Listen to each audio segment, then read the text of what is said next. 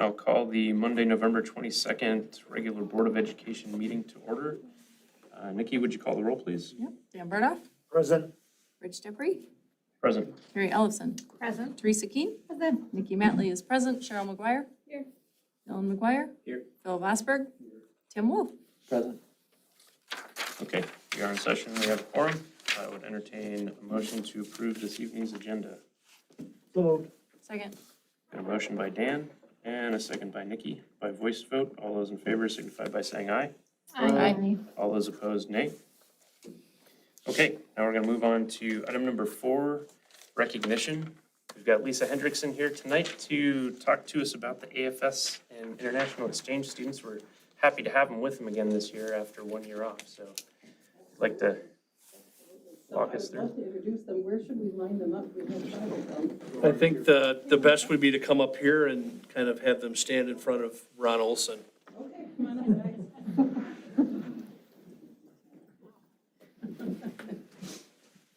Put our backs to Ron Olson. Is Yes, the that would be idea? wonderful. The camera's in the Alright. back corner back there. And then here's the board, so they're going to want to see your faces. So yes. Yeah, as Rich said, could not host last year, but we're just so happy to be hosting this year.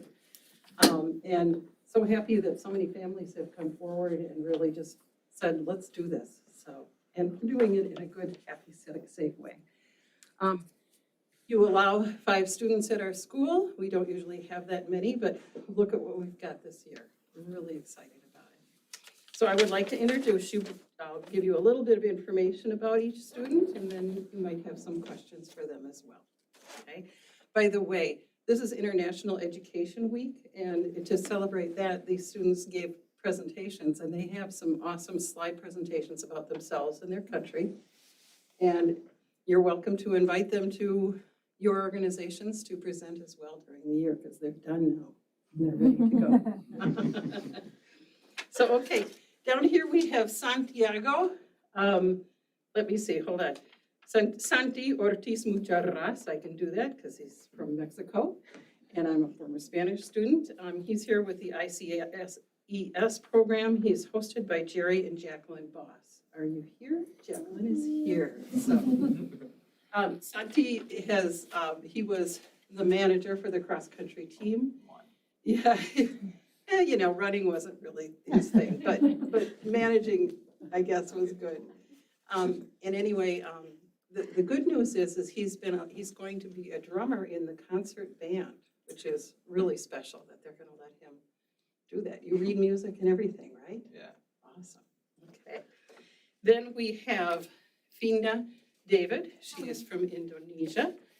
She is hosted by Matt and Peg Schaefer, and Matt is here along with sister Laurel. Okay, so anyway, again, she came and played tennis when she first arrived, and as you can see, she is wearing her, this is the formal uniform Yes. from Indonesia, and I think she's the first Indonesian student that we have ever had. And she's here with AFS and is also a YES scholarship winner as well. Then we have Nazlan. I'm not going to say your last name right. How do you say your last name? Yumrukaya. Yeah. There you go. And Nazlan is from Turkey, and she is hosted by, I've got Frank and Cassie Wolf. Do we have? There we go. There we go. Okay. No wonder you looked familiar. It was the mask. Yes. And anyway, I believe you played volleyball when you first arrived. Okay. And then we have Dante Giordano from Italy, northern Italy. And he was on the cross-country team when he first arrived. And looking forward to some, he wants to play tennis in the spring. For sure, yeah. So he can get good enough to beat his father when he goes back to Italy. Yeah, That's important. yeah. Yeah. Okay. And he is an AFS student as well. And finally, we have Lola Parga del Pozo. Yeah, de España. You know how we pronounce things in Spain? It's not Pozo, it's Pozo. Yeah. Okay, gracias, you know, all that good stuff. So anyway, she's from Madrid. And she is hosted by Brittany Werline. Trimble and James Trimble. Do we have a host family here tonight? Okay, she's here alone, but she's good, she's good, all right. And you played tennis as well when you first came. Are you gonna be practicing another sport? I'm doing basketball right now, yeah. I'm thinking you maybe came from basketball Yeah. practice. All right, awesome. So here they are, just so happy to have them. They're having great experiences. I know some of them have been to Packer games and maybe Badger games and I don't know, lots of stuff. Yeah. So, questions? What do you think of your time here so far in the schools?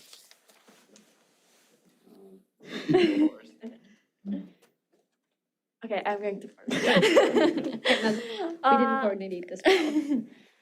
Actually, school is so good for us, I think so, because our educational system is different from here. Maybe a little harder than here. We love here. We love here's educational system. Yeah. And what's your thing, guys? And I don't know if I mentioned, Nazlıhan is also an AFS, yes, scholarship student from Turkey, and I think our first Turkish student as well. So go ahead. I don't know. That's right. Somebody else.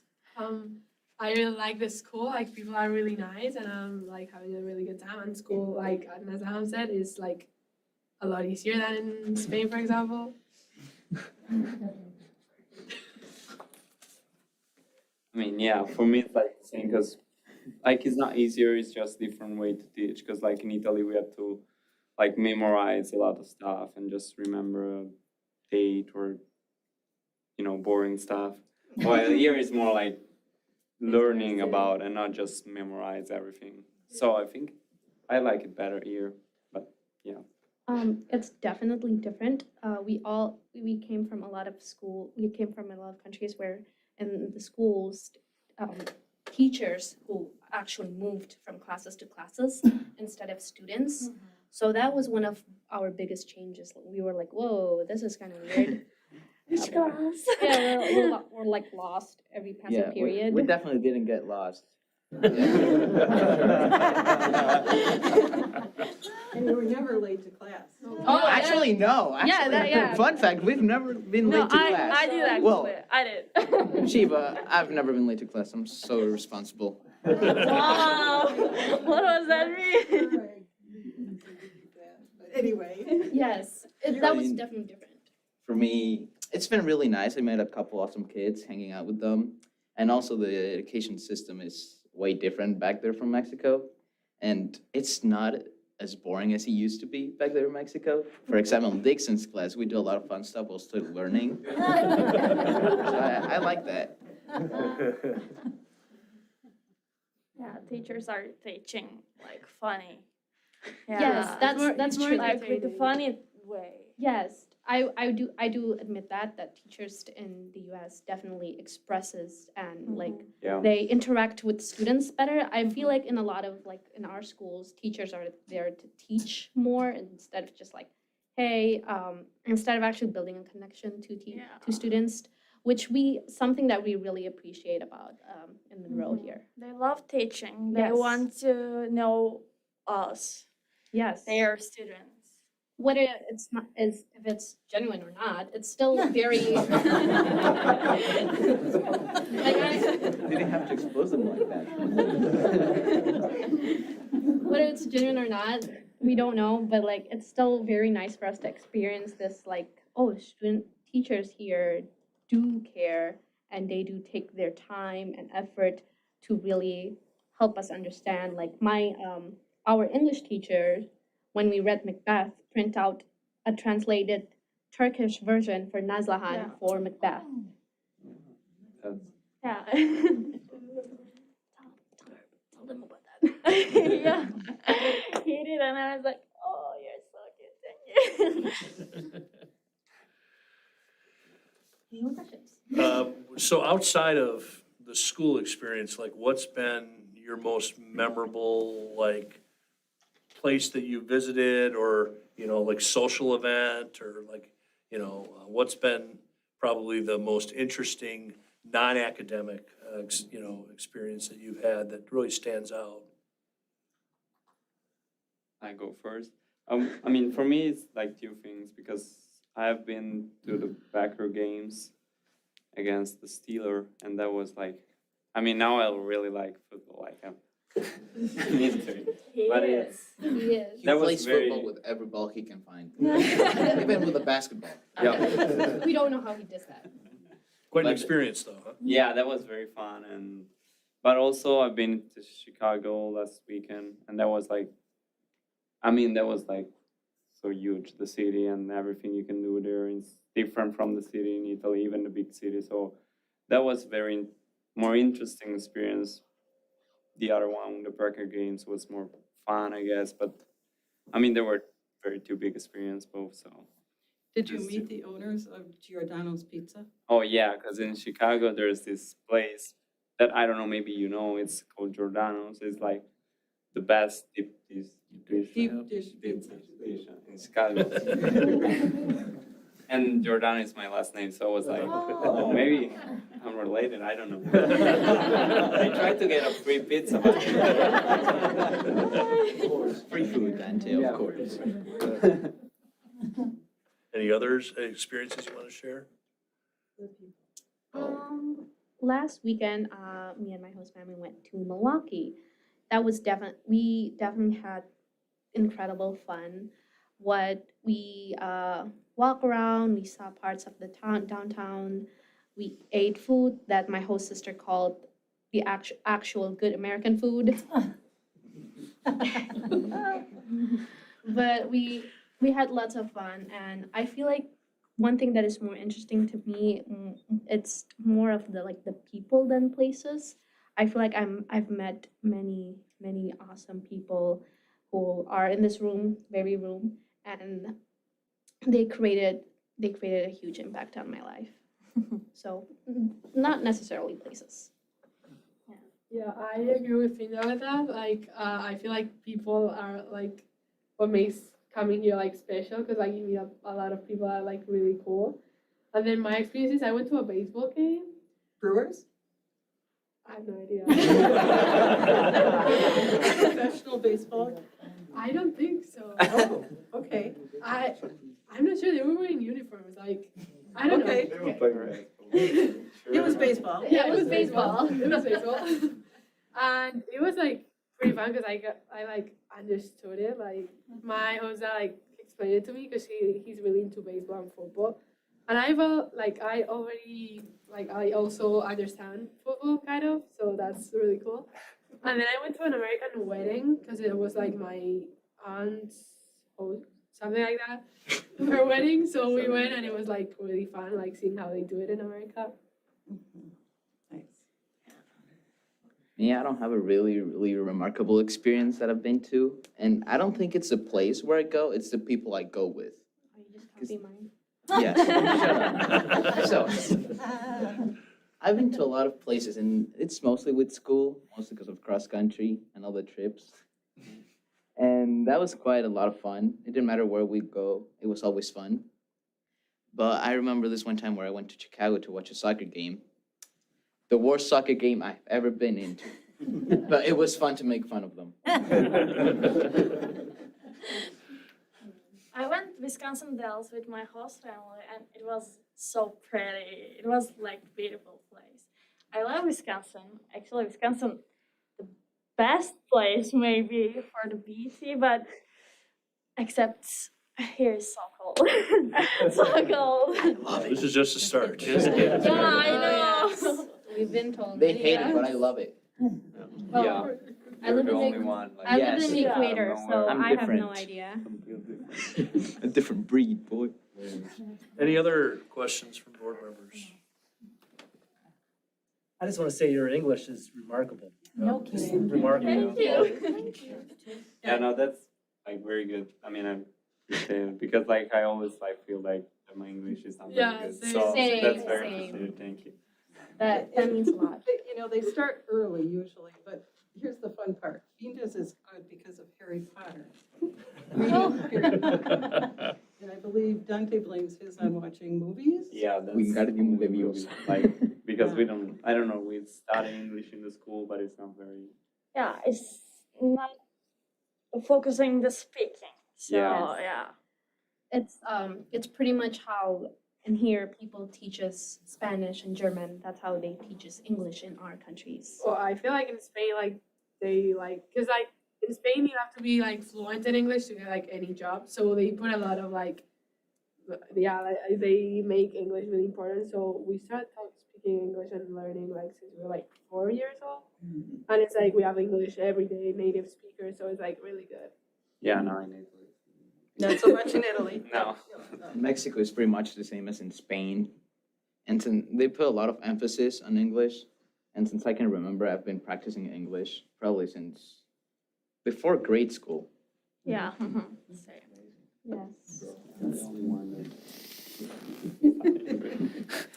So anyway, thank you for welcoming them. You can see that they have formed a great relationship Yes. amongst themselves, but are also meeting and getting to know lots of American kids.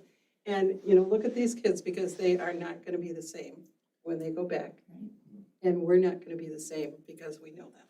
So, thank you. Thank you. Thank you.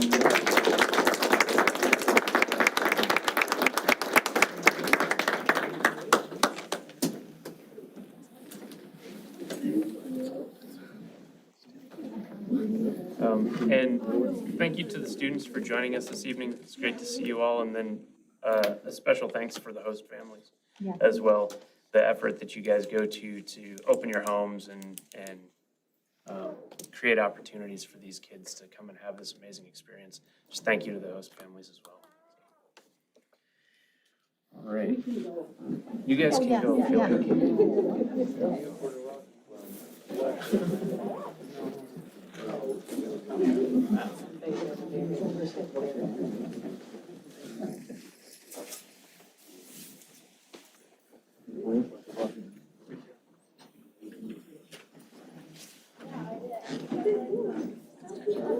Bye.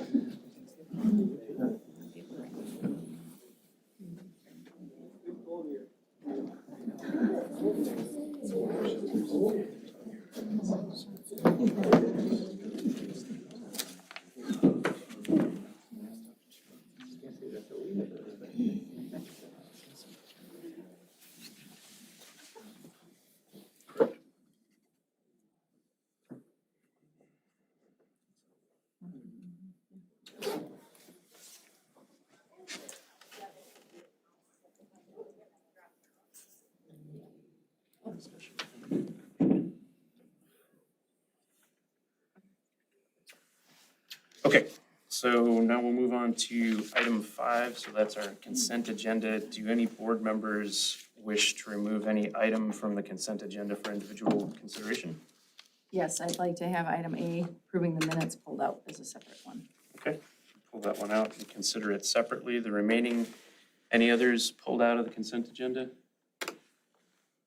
Okay, so the consent agenda that we will consider for motion at this time is approval of receipts and expenditures for October 2021, approval of professional staff retirement, John Ditter, Monroe High School Physical Education, and approval acceptance of community donations from Jeff Conway, $250 to the Monroe High School Athletics towards a fan bus for football playoff game to Muskego. I'd entertain a motion and then we can have some discussion on that. Got a motion by Phil Second. and a second by Terry. And so we wanted to mention really quickly and thank you, Cheryl, for reminding us we had a retirement at the last meeting, Gail Buell, who had been with us a many number of years. 22. 22 years of service to the district, so we wanted to make sure we recognized that and say thank you to Gail. And then, of course, we've got John Ditter's retirement up for approval this evening, 30 years of service to the district that we're very grateful for. Absolutely, I echo that. Extremely grateful. 22 years of service and 30 years of service to the district is incredible. So thank you to both of them. Okay, any additional discussion on this? All right, then by voice vote, all those in favor signify by saying aye. Aye. All those opposed, nay. Motion carries. And I'll take up the approval of the minutes from November 8th, 2021. Any changes or amendments to the minutes that anybody would like to suggest? Yes, on page 2, the vote when Terry made the motion and seconded by Cheryl to go mask optional November 22nd for pre-K through 6. I'm listed as a yes, but I was a no. Otherwise, as it's reflected, it looks like a tie. Okay, so you wish to reflect that correctly? Right. Your Which vote, would then make the vote 3-5, correct? Correct. correct. And then the remainder of the minutes as they are? Yes. Okay, I would entertain a motion to amend the minutes as described by So Nikki. moved. Got a motion by Terry and a second by Nikki. Any questions or discussion on that?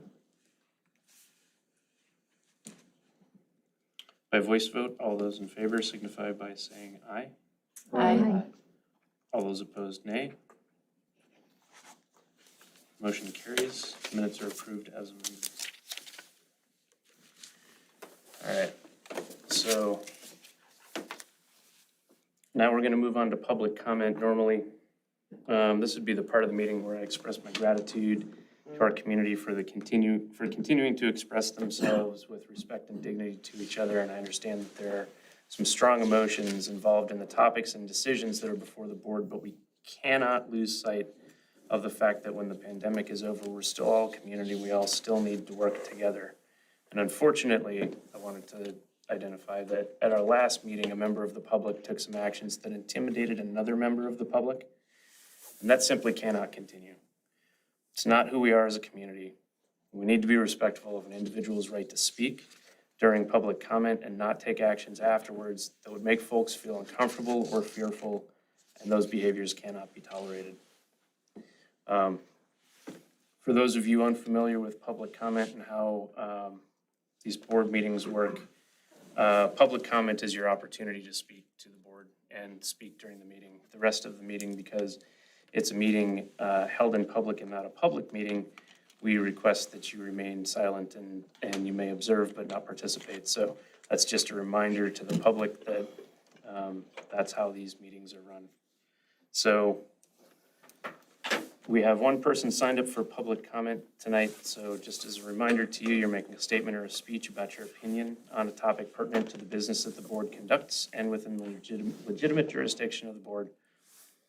As I mentioned, because our board meetings are a meeting held in public and not a public meeting, it wouldn't be a dialogue with you about your comment. That means while the board may not respond directly, we will take your comments into consideration on matters that come before the board. We ask that you limit your comment to 5 minutes and that you provide your name for the record before you begin. So up for public comment this evening, we have Gottlieb Brandley. Good evening, everyone. I'm Gottlieb Brandley. Hello, we are here, Gottlieb Brandley and my daughter Marlise. Our family is here to talk to you tonight about reduction in athletic fees for girls hockey co-op due to less on-ice practice hours. Monroe High School boys team has 53 practices, which equals 80 hours. The boy Fury co-op, which Monroe belongs to for the 21-22 season, has only 44 practices, which equals 66 hours. That is a 14-hour difference. But now take into the effect that 17 out of the 44 practices are starting at 4 p.m. to 5:30 p.m. Monroe School gets out at 3:21. Marlise gets to her car by 3:30 p.m. to leave for right to Beloit. It takes her 45 minutes, which puts her there at 4:15. Another 15 minutes to get inside and dress for practice. She gets on the ice at 4:30. She has already missed a half hour of practice, so that is a total of 7.5 hours she misses for the season. Now that puts her down to 58.5 hours for the season. Next, Beloit High School has no school December 20th, 21st, 22nd, and 23rd. The practice times for those dates are 8 a.m. to 9:30 a.m. Monroe has school on those 4 dates. Marlise will miss another 6 hours of practice, bringing her to only 52.5 hours of practice, again, to for the boys is 80 hours of practice. This is about 35% less for Marlies compared to the boys. Now, the big unexpected change for our family, the original schedule for Beloit Fury Co-op came out October 22nd, with the mention of a few AM practices may be added. On November 19th, we just got a new updated practice schedule. Currently, there are 21 AM practices out of 44 for the season. The AM practices start at 5 AM until 6:30 AM. Marlies just got her driver's license. She's on probation for 9 months and will be driving with a curfew from 12 AM to 5 AM. She would need to leave the house by 4 AM to make it on the ice for a 5 AM practice. We as parents have jobs and 2 other kids that need to get ready for school. That is another 31 and a half hours of practice that she may miss, bringing her total to only 21 hours for the season compared to the boys' 80 hours. I now quote an email from the head coach, Luke Stewart, of the girls' Beloit Fury Co-op that I got on November 22nd. When I told Coach Stewart that Marlies may be missing AM practices, quote, "This is ice time that we are able to get, and this is not an option for players.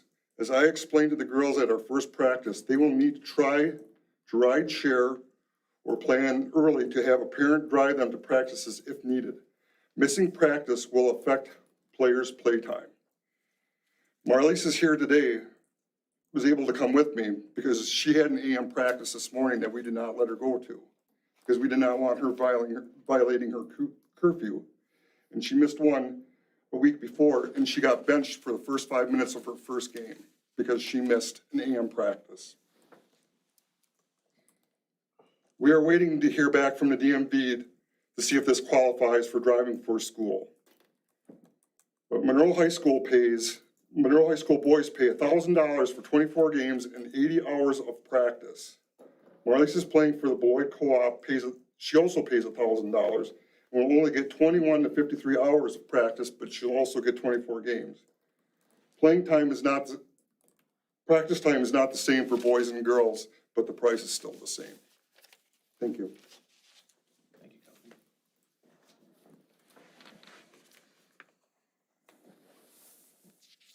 Okay, no old business tonight. We're on to new business. Item A is a discussion and potential action. It's discussion on COVID protocols, test to stay. So at the last meeting, we instructed the administration to investigate test to stay. So Rick's going to give us an update on the work they've done so far and see if this is going to work out for us. Yeah, so the term test to stay is kind of a broad characterization of a variety of different mechanisms where some kind of test, whether it be a rapid test or an antigen test, it doesn't work very well with PCR testing because of the delay, that it takes from collecting the sample to getting read by a lab and getting that information back. But that terminology test to stay, probably right now, and this is an estimate because this changes literally every week, I would say there's probably about 20 out of 425 school districts in Wisconsin that are doing some kind of testing in order for students to avoid quarantines. Generally speaking, I am not aware of anybody who's testing students to allow people who are positive to get back sooner than the time that they've been determined to be out. But if I'm speaking wrong about that, it's simply because I don't have the information. With the number of school districts we have in the state and the fact that almost every Board of Education is weighing in on COVID protocols at every meeting, it's very difficult to keep track of what everybody's doing. What we decided to do was to look for the most available tests that we have to us as far as supply chain is concerned, and also the accessibility of it and the practicality of using that particular test. So I had reached out to Sam Kubley and also had reached out to health leadership in a couple of different districts, and it seems like most school districts that went with the DPI state's testing plan have been frustrated because the third-party vendors they've been using have had difficulty finding people to hire. And for a while, there was difficulty obtaining tests. That seems to be, taken care of a little bit. But there are even some districts who've reached out to some of these third-party vendors, and third-party vendors said, well, you need to find us an employee, and then we will hire them. So that's not particularly helpful. So we decided that we were gonna do a pilot program where we were gonna try to utilize antigen testing ourselves and start with a smaller controlled group that we can get a sense of, do we want to do this at the schools? Do we want to do it at a neutral site? With the time it takes to evaluate the test, how is that going to flow? So we started a pilot program last week, and I think it's pretty early to, provide, I'll give you the data we have so far as what we've been doing. But thus far, our pilot's only been limited to people who've been quarantined more than one, so they've been quarantined once or more, meaning that it's people who would be eligible for their second, third, or subsequent quarantine. And we started this last week, so our data is pretty new. Thus far, we've invited 28 students to participate. 13 different students have participated. So the total number of tests we've performed, because some people chose to do it at different steps along the way, we've actually evaluated 25 tests, and we've had 2 positives. So right now, our positive testing rate is, what's 2 out of 25? 8%? That's my quick math, right? Yeah, 8%. So right now, our antigen testing on people who've been in their second or greater quarantine and people who've chosen to has been 8% of the students have ended up testing positive on antigen testing. And we've reached out to the families of those students and suggested to them that they get a PCR test or go to their medical provider. So Sam, do you want to talk a little bit, since you and somebody, member of the health services team, have been doing the testing here? Do you kind of just want to share with the board what a typical morning is looking like at this point? Yeah, we've had some staff that we've used this for too. So I typically have done the staff at 6:45. They meet me here in the morning, and then we start with students at 7. Families can sign up for an approximate time that they'll be here through a Google form, just so we have an idea of how many people are coming. The tests take 11 minutes to process. The families have either waited here or they've waited in their vehicles. The people that we've had have been happy with it. Had a couple of parents say, wow, my kid's actually excited to go to school. I think this week it's been beneficial because we've got finals tomorrow. So we've had that expressed to us a few times. It's, out of the 28, 29 that have been invited, we've had 13 different families take advantage of it. It's not a huge number. But for those families that have participated and been able to go back to school, I think it was beneficial for them. And likewise, it might have been beneficial for the families that have found out that their child's positive. I don't know, I don't want to talk too much about these cases because there's only 2 of them, and I don't want to identify specific characteristics, but it sounds to me like, in one of the cases, there weren't symptoms. Nope. So, again, that's something that we're asking families to follow up on it, and we get all the positive tests now. An antigen test doesn't lead to us, we don't report that to the county because that's not an official test. It's just a screener. So there's a lot of different over-the-counter screeners. We actually are using an over-the-counter antigen test because its efficacy seems to be, for many of the data and the reports we've read, to be as effective as, the clinical models, and obviously the cost is a little bit reduced. So at this point, I think we found an antigen test that we're comfortable with. But right now, the numbers we have, if you would look at, the numbers we have quarantined today, and I apologize, I was not at work today, I had medical appointments, but I believe we're in the 100 and something for quarantines. I just want to pull up that data. So we have 125 students in quarantine. So that's a much different number that we've dealt with thus far. So that's one of the things that we, would have to consider is if the board wants to pursue this on a broader basis than people who've already been quarantined, we're going to have to determine how we're going to somewhat supersize those operations. Certainly can be done, but we would just have to, look at our procedures and how many people we can get to do the testing. We feel a lot better about it in the morning than the evening before, but that's another option that you could do evening screenings, and or morning screenings to spread out the workload and to spread out the number of, to be able to serve people in a wider array of hours, but certainly, exposure the day before, that leaves a gap. If you're tested the day before, it does leave a gap as opposed to being tested the same morning that you would attend. So, Sam, anything that I've forgotten from the experiences you've had the last week? I've had a lot of people ask about the program because we did notify our staff that we were doing this pilot. I've had a lot of people reach out just via that, like, hey, we were actually a household exposure, but can my kid do this? So there seems to be some definite interest in the non-school exposed COVID quarantined families also. Yeah, so it looks like we're running at about 50% of families that are choosing to do it that would be eligible. So to put in perspective, if we stayed with that same percentage of 125 people, we would be testing 65 people a day, 60 to 65 people a day. So that's a much different, volume than what we're currently utilizing. So I think we would have to think about what that would look like.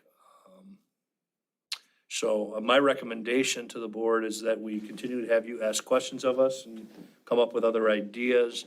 I think that I would delay action on it until December board meeting because we'll have not 1 week of data, but 3 weeks of data.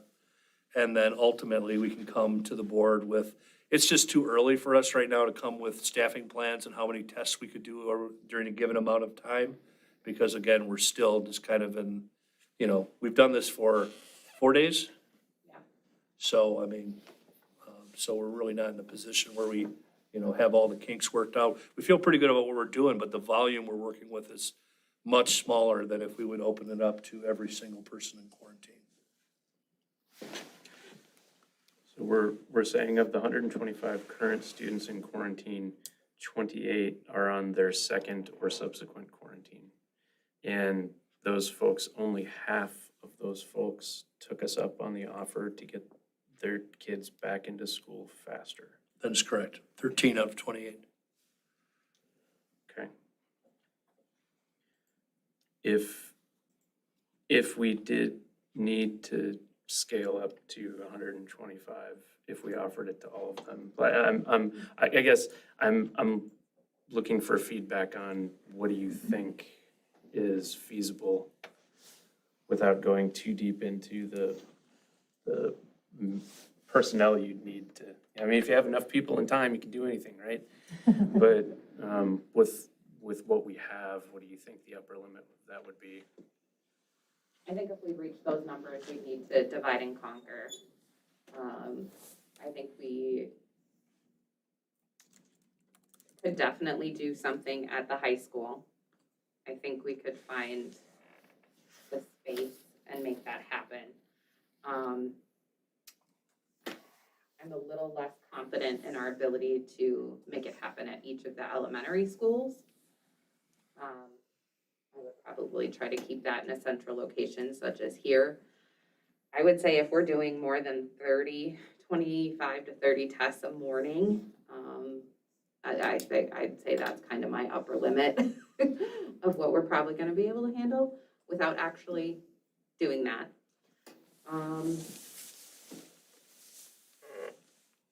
I think that makes sense too, based on Our middle school and high school numbers have had a little bit of ebb and flow, but I think we've kind of seen, we know where our new normal is in those buildings. You know, our positive numbers in those buildings seem to be in the 5 to 12 range. You know, we do go a little lower and a little higher, but, you know, I think it makes sense to keep those options open in those places.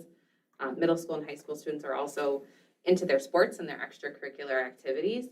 So I think having those options for those kids is important too, because it's no one's fault. This is just unfortunate luck. So I like being able to offer that to them. The elementary school kiddos is a different bucket of beans. Those kids, you know, parents struggle to get them to school in the morning sometimes, whereas your middle school and high school kids, they can walk. We have a little more option per se.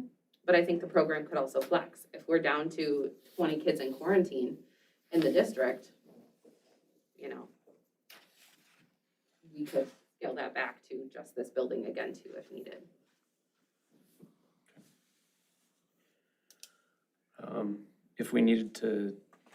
If you needed to flex a workforce up, are there telehealth options to help augment what you do, or is that not a possibility?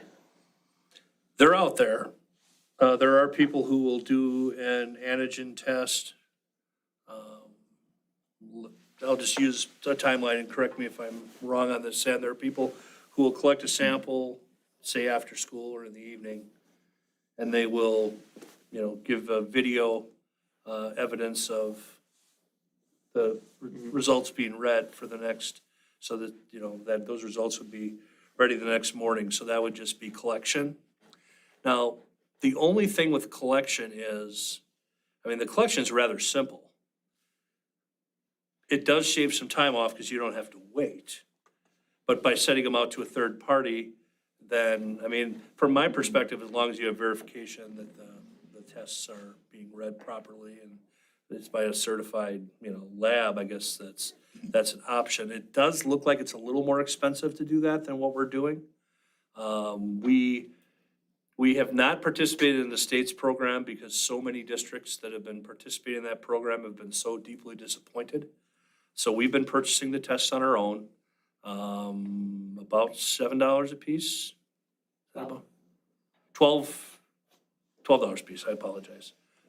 That's right, I know there are two per packet, but $12 each, 24 for the total. So, you know, I think some of the prices we've looked at for the telehealth is a little higher.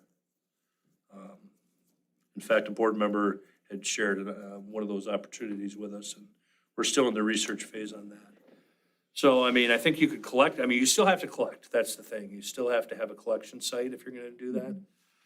But you don't have to wait the 10 minutes and then wait the 1 minute after the sample. Basically, the sample's slurry in the solution, you gotta let it sit for 10 minutes. And then you drop the reagent strip in, and then you have to give that a minute. Is that the timeline? Backwards, but. Backwards, I apologize. So it's that process I just said, but backwards. So in the end, it takes 11, that's where the 11 minutes comes from. Yeah, I guess I wonder for the elementary folks, like you said, there are issues with, you know, sometimes just getting kids to school, if that's an option. I know there are telehealth providers that will, you begin a video call, they walk you through the entire process, the camera has to point at the sample for the remaining 15 minutes, and then they validate that sample at the end of it. And it as a flexible option, like if we get overwhelmed, or if for some reason logistics are an issue, then I didn't know if that was something that we would entertain or think about, or just something to think about. Yeah, we haven't met on it yet. I think that, you know, that idea emerged over the weekend, and I think that, you know, Sam and I haven't met on it yet. To me, I think the in-person same morning is probably better for middle and high school because of just the age of the students and their ability to have a little bit more flexibility in getting to school, having a few additional resources available to them. Plus, the two buildings are bigger, where if we had a warehouse people while they were waiting, we have places and spaces to do it, it's a little easier. Elementaries, it's a little tighter. The buildings are smaller. They don't have as many common spaces, and their staffing is tighter too. So certainly that's something we can look at. And I think if it's something that we're going to seriously consider, I mean, obviously we would probably have to see what staffing, either resources we have or that we can make available. As we all know, the market out there for, temporary staff isn't great. Certainly, if you want a temporary medical staff, it's probably even less. We would probably also have to consider whether we did increase our current nursing assistants' time. Now, that's going to push them into benefits and obviously comes with some potential costs, but I think it's something that if we decide that for the second half of the year, it's important for us for operational purposes, we would then have to extend their hours, we would have to extend their benefits for that portion of time. We'd have to write an agreement as to what that time is and how long the benefits would last. Those are funds that could be potentially covered by ESSER 3 if our state ESSER plan ever gets approved. So I think there's a lot of options we would have to weigh, but I think, I think we've looked at some of our nursing assistant time, and I know more time would always be helpful, and we've been trying to contain that cost, but if it's truly reactive to getting more students back into school, it's something that we might have to do and might make money well spent. When I think about this, it's, we're trying to find ways to shorten quarantines in as safe a possible manner so that kids can get back to school. I have a sense that this will become even more important in January. If vaccination rates are low, then we may be faced with quite a few quarantines as masking goes optional in the elementaries. And I want to make sure that we have options available for those families to keep their kids in school. So that's kind of what this approach means to me. Any other thoughts? When the families were approached with this as an option, only about half took it. Were you getting feedback like it's too early, I can't get them there? Or is it just not interested, or did we just not even hear anything? I didn't hear anything. Okay, because I'm just wondering if, even if we did half of all in quarantine, if we're still looking at only half. If we offered it to all the quarantines, 100, maybe we're still only looking at half, and maybe it would be more manageable than we think. I don't know. My guess would be that we wouldn't be looking at, I think that those numbers would probably be fairly consistent. I think there's just a number of people who, they're just not interested. Sure. And I don't think that would change. Any other questions or conversation for administration on this one? I appreciate you guys looking into it and testing and trying. And so I'm excited to hear what, it might take to make that a reality for everybody. And I guess, to echo what Ron said, to make sure you guys have the supports you need to make sure that we can do that. Thank you for your continued long hours, all of you. Yes. It's very much appreciated.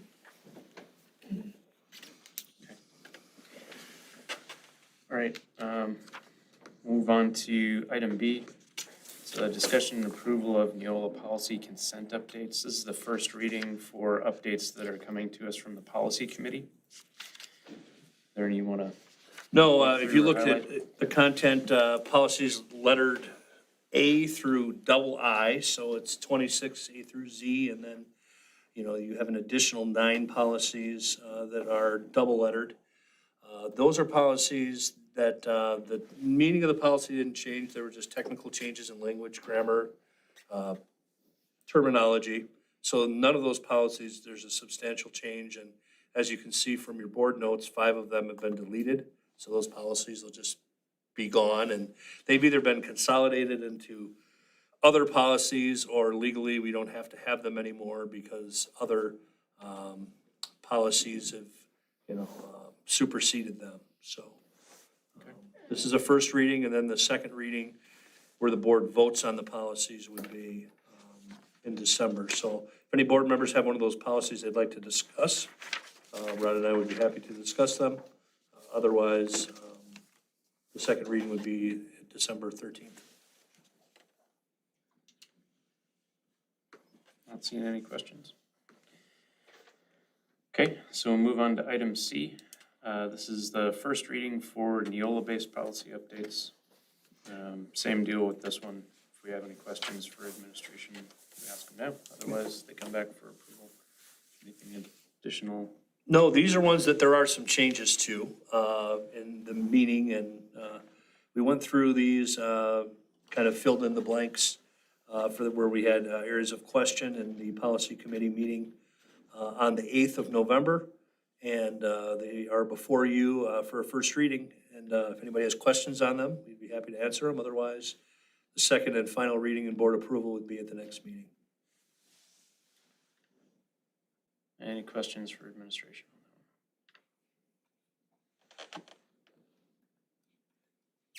Okay, so we're gonna move on to item D. This is informational with potential action on the school psychologist staffing.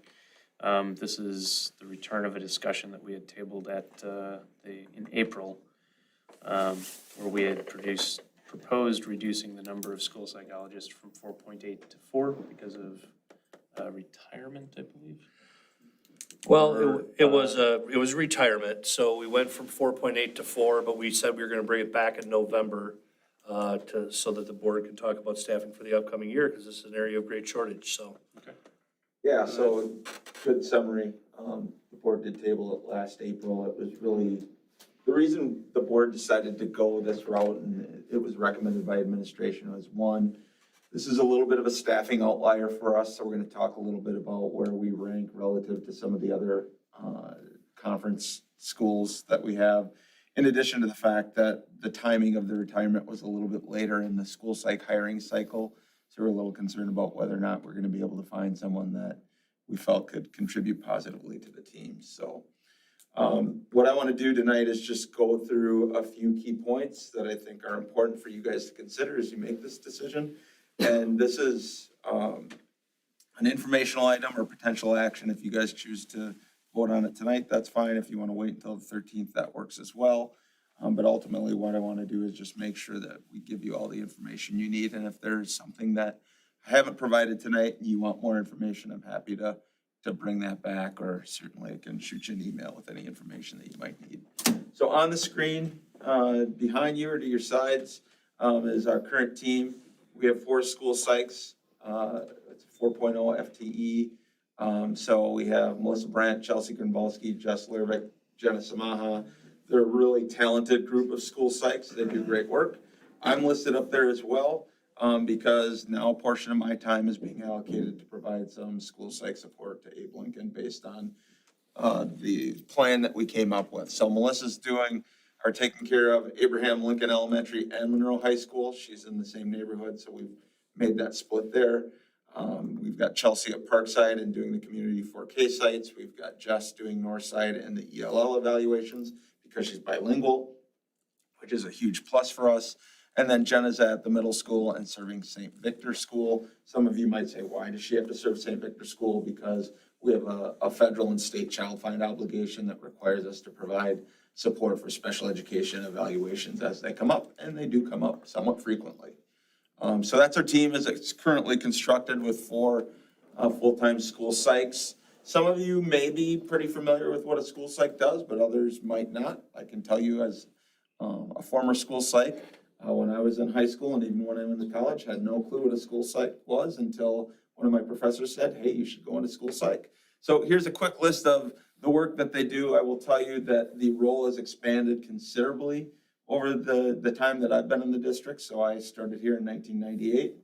It was primarily the role of a psychometrician. So I had my test kits, basically achievement tests and IQ tests. I do cognitive assessment, conduct assessments, write up reports, sit in IEP meetings, and tell parents whether or not their children qualified for special education.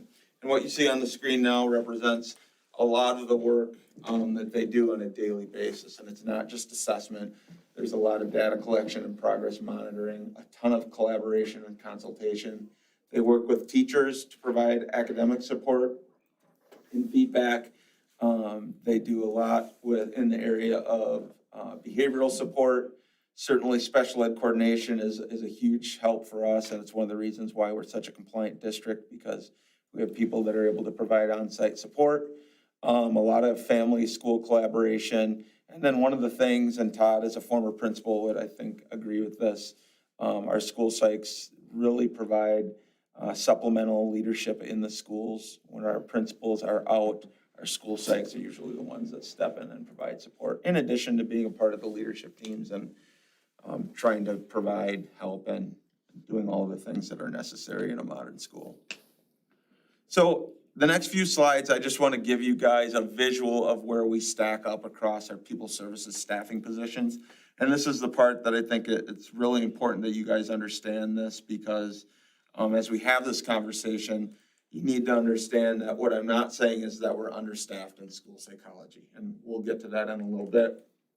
But I want to give you a picture of what our staffing looks like across my department. So this first one is actually relative to school counselors, not school psychologists. And you might be asking, why are we talking about that?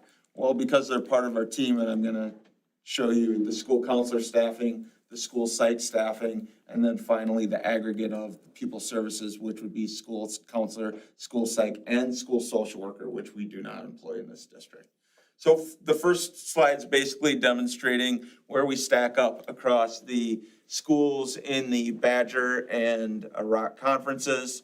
What you can see is that column in the middle is representing a sorted column that's based on the ratios, the school counselors to the number of students. And what you'll see is that thick red line is right next to Monroe.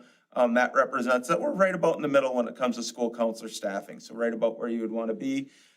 Depending on your perspective on this, if you're lower in that column, that means that you have a better staff to student ratio, right? So you could say, that's great, that's a good investment for us and we're providing good supports there. But it's also fair to say that we're probably overstaffed in that area relative to other school districts that are being shown in this comparison. And Ron, feel free to jump in here if you like. These were all pulled out of Forecast 5. And so Ron has been gracious enough to let me utilize that account and get in there and take a look at some of the stuff. So that school counselors, takeaway is basically with 6 school counselors, we're in a pretty good place comparatively speaking. As we take a look at school psychs, what you'll see is that we're farther down.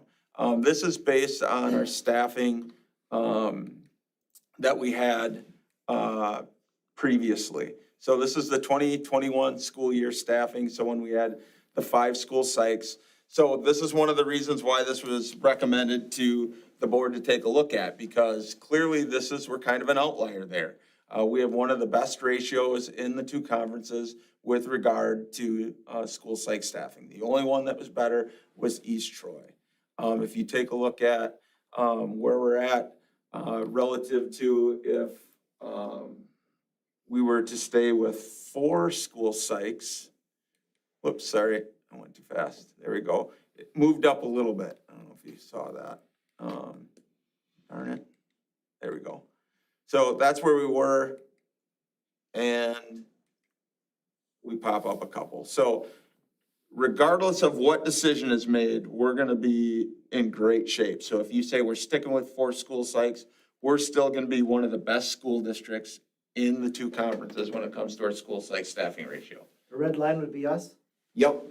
So if I'm over here, so this is us if we stick with 4, yes. But where we're at, if we have 5, darn it, I keep pushing the wrong button, we're down here. Does that make sense? So again, we're stacked over here based on our ratio, our school psych to student ratio. We're at 442 per school psych, right? And then if we decided to go to 4, it moves up a little bit, but not a ton. And it puts us right up above Oregon. So we're still in good shape. The top of the highest, or the top of the lowest ratio quartile. Sure, yep, for sure. If you have it on your device, you probably might see both of those lines. So that's where we're at with school psych ratios when you look at that position. in and of itself. If you take a look at where we're at with pupil services staffing, now again, this is including school psych, school counselors, and social workers. We have not employed a social worker historically in this district. We haven't. And that's been a decision that I've made in my role over the years, and Rick and I have actually talked about it and thrown around a little bit over the last few years. But the reason I feel like this is the better way to staff this department is this. I believe that people are more effective when they're connected to a building, when they're a part of a team, when they know kids and they know families. I think when you have a school social worker, typically what happens is they have to float across a number of buildings and you lose some of that connection. In addition to the fact that you lose that ability to provide that leadership support within the building. That's not to say school social workers aren't valuable. There's a lot of great school social workers out there, but I also believe that our school psychs do a lot of the things that school social workers can do. So for example, they're out doing home visits. They're making calls to parents. They're holding those parent meetings. They're providing a lot of the counseling and support that school social workers can. And in fact, school psychs are really well trained to work with some of the kids that have the most intensive mental health needs. So when you look at where we're at from that perspective, right now, if we were to have 5 school psychs, that's where we're at. So that puts us at about, in the top third of the districts represented here. If you take a look at, if we were go to 4, then we're probably right in the middle. So again, this is not to suggest, and I talked to Ron about this a little bit. The last thing I wanted to do is mislead the board and say, hey, if we don't maintain 5 school psychs, we're gonna be really low in this area. That's just not true. We're really well staffed in this area, and I have to be fair, and I'm thankful and appreciative of the board for all the support that we've gotten over the years, because it's allowed us to do a lot of things that I'm really proud of in this district. So that's where we're at staffing wise. I just want to stop there before we go into the other stuff and ask if you guys have any questions relative to the staffing ratios. Does that make sense? Okay. So obviously one of the things that we talk about a lot is our mental health needs in this district. And there's a lot of different things that I could have thrown in here, and I didn't want to take a ton of time. I'm always happy to sit down and share a lot of the different metrics that we look at, but you guys are aware that we offer the best survey for our kids in grades 4 through 12. We use that to estimate the number of kids that have needs. The language that we use are the kids that have elevated risk or extremely elevated risk. And based on that, we know that about 13% of our kids in our student body have elevated risk for social, emotional, behavioral issues. 5% are at an extremely elevated level. There's the number breakdown. So if you take a look at that, we're talking around 400 kids that have some sort of emotional, behavioral, potentially mental health needs. If you look at it in relation to our school-based mental health program, I think everybody would agree that that's been a positive for us. We're so happy that we got that rolling the year before COVID hit. The reality is that industry or that group of providers is really struggling right now because there's a shortage, as there is in every other industry, but also there's just a lack of consistency. We've had a number of different providers cycle in and out. We've had a lot of gaps in therapy. Right now, there's some waiting lists at Avenues Counseling and Orion Family Services. They have waiting lists that range from 5 to 8 weeks out for kids to get services. Monroe Clinic is about at capacity with us right now, but we've had some people move around within that team. And so it's been a challenge for us in that we're not necessarily getting the services that we would like. Kids are typically seen through our school-based mental health program every other week, and depending on the provider and the developmental level of the child, they might get anywhere from about 25 minutes to an hour of therapy every other week. And again, I'm happy to answer any questions relative to the program or the best numbers, but just wanted to give you a quick overview of where we're at with mental health needs. So here's been the impact of going from 4.8 to 4 school psychs. Basically what we've done is when we met as a team, we decided that we were going to utilize our high school psych to serve both the high school and Abe Lincoln. The reason for that is because there's fewer kids at Abe Lincoln. And she's right next door, and it allows her to pop back and forth if there are any emergencies that require her services. You could make an argument that there's other ways to split it up. That's what we decided to do. Ultimately, what it's led to is she spends about 60% of her time at the high school, 40% of her time at Abe Lincoln. The high school has noticed a reduction in their services. She's had to move some things around in her schedule, but ultimately, when we have some kids that she serves that have mental health issues, she's not always there and available to provide support to those kids. Abe Lincoln, and this is not a slight on Melissa because she's a fantastic young school psych. She's great. But the reality is it's hard to become fully integrated as a school psych and as a part of that team if you're not there all the time. She's still getting to know all the kids and the teachers, and they just don't rely on her as much because she's not always there. We have all of our psychs that are traveling to provide supports across the district, and it's resulted in a little bit of a reduced consultation role as it relates to our team. Overall, I already shared this with you, but I really do believe that our school psych teams work best when they're an integrated member of a team. They're connected with the school, and they're able to provide supports for our principals.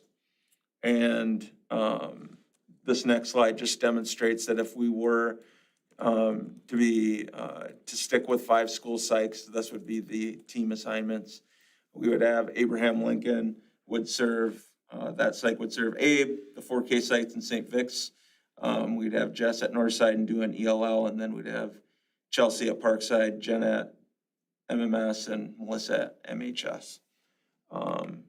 So that was a very quick run through.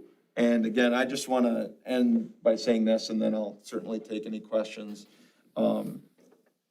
We are very well staffed in this area. And I think, that last staffing slide that I showed you that demonstrated our pupil services staffing area across those 3 positions represents that we're somewhere in the middle.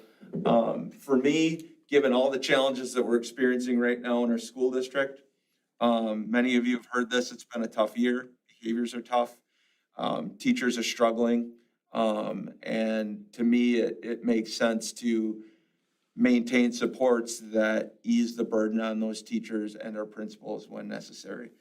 The mental health challenges are real, but I also don't pretend that by staffing with 5 school psychs that's going to address all of our issues, because it simply won't.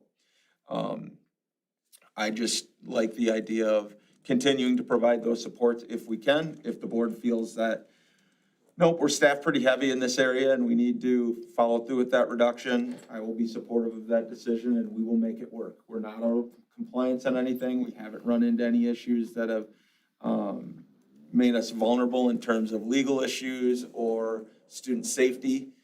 This is purely my perspective as it relates to how I would like to serve kids in our district.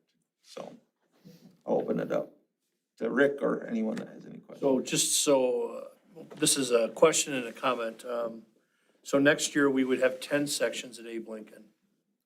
This year, we have 11, right? Because we have kindergarten through 5th grade. We reduced kindergarten, so next year, we're going to reduce 1st grade. So we'll go from 11 to 10 sections.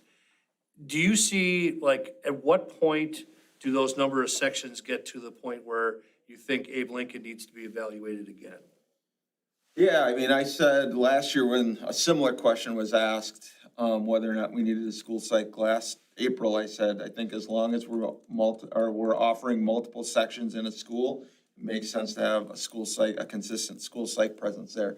I think when we get to a 1-section school, I think it provides a little bit of flexibility, because the reality is in a 1-section school, that's going to limit the amount of special ed work that we can do there, because typically we have to provide support and do some clustering. And if you do some clustering in a 1-section school, it gets to be a little bit challenging. But I think the reality is that some of that special ed programming is going to be redirected to the other 2 elementaries, which would free up some of the burden and allow us to take a look at whether or not a school psych is still necessary in that building.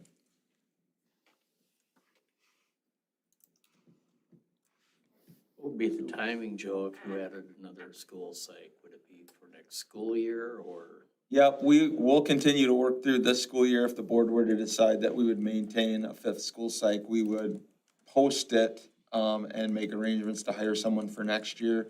That's part of the reason why we asked for the conversation to happen now, because the school psych employment fair happens pretty early because everybody's jockeying for position to get school psychs because there's not enough to go around.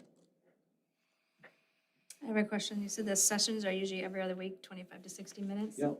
Has that changed since April or not? It depends on the provider and the school. So that's consistent with some, but some they've had to reduce as a result of not having the availability. So good question. So we're trying to be responsive to what can be offered to us, and we're grateful to everything that they provide, and we're thankful that they're involved in the program. But the reality is, some of it is beyond our control, and it's resulted in a little bit extra work in terms of organizing and coordinating some of the services, because then we have to facilitate communication to the children and to the parents if some of those services aren't happening consistently. Does that make sense? You're referring to the outside mental health providers that are coming to the schools. Those aren't services provided by our school psychologists. No, yes, good point. So yeah, that's a school-based mental health program. In terms of our people are providing services to some kids as much as every day. I mean, we have some kids that have intensive psychiatric needs that aren't being, we have kids that are coming out of residential institutions that are being served in our schools, and the only support they're getting is through our school psychs and sometimes our school counselors. Thanks for clearing that. So maybe a question for Ron. If, given the pronounced need that you've identified due to COVID, does this position qualify to be funded by ESSER funds? Not to say when ESSER ends, we stop the position, but just to say as a stopgap for a couple of years, I think we get to use those, right? Yeah, and so I think that's a couple points to make sure. I think long-term, we obviously need to have our continued plan to reduce some positions as our enrollment drops and save some dollars, right? As Joe pointed out, there's some intensive immediate needs caused by COVID. In a perfect world, as the ESSER 3 funds were passed, the intent was that those were additional dollars to schools to implement programs to address a lot of those needs. The reality in Wisconsin was they didn't raise our allocation for our actual budget that comes from the state of Wisconsin, so we're now going to have to backfill some of those things with ESSER funds. Is it eligible for ESSER 3? Certainly it would be eligible for ESSER 3. I don't know that, we're gonna have to use some of our ESSER 3 funds just to operate our budget, unfortunately. But I think we can, I think the needs are there. And if we had the ESSER 3 funds available to implement a lot of those other programs, maybe we wouldn't have needed the psych, right? But since we're not going to be able to use the ESSER 3 funds to implement a lot of those other programs that maybe we would have liked to have, I think it's just going to make it that much more important that we have the psych short-term until ABE gets down to a number where, we may be able to go back to 4 at that time, and hopefully we'll at some point be past COVID. Just to give an update on ESSER 3, well, I'm talking, we're the only state in the nation that doesn't have our ESSER plan approved for ESSER 3. I know there's some schools that are concerned that we're not going to get our ESSER 3. I would hope that our state legislators in our state would not allow us to lose $1.3 billion, which $2.1 million was supposed to come to us. But I think it's something we have to keep our eye on. I'm not an alarmist. I'm not going to say those monies are going to go away. I think we'll get them, but as the map is laid out right now, we have to use those dollars to help backfill our budget more than to be able to do great programming. So I think that's why we probably do have to do this like short term, knowing that long term down our budget, we're still going to have to continue to make reductions. Ron, is there a federal due date for the ESSER 3 plan? The grant actually runs, yeah. So originally they were saying they wanted, some states who were early, like got their money got their plans approved last spring, and then they had to have them in place for this back to school year. Wisconsin, we knew we were behind. The initial intent was that We would have to get our initial plans in October, approved by December, and then move forward. Obviously, we're not going to have that done in our state. The funds will run through the 23-24 school year. So there is time on the back end, but obviously the longer we wait, I mean, the longer we implement. So I would assume that the state is having to be of the opinion that they need to get this figured out this fiscal year, and then it will allow us the 2022, 23, and 23, 24 years to utilize those dollars, and hopefully they'll let us back claim, because we, like most all the other school districts in the state, had to plan for using a portion of those ESSER funds to make our this year's budgets work out. If that's suddenly off the table, then all those school districts suddenly have a big hole in their fund balance that they weren't planning on having. But We're gonna assume that that's gonna get figured out. Yes. It would be nice if we weren't the only state in the United States not to have it approved. Right.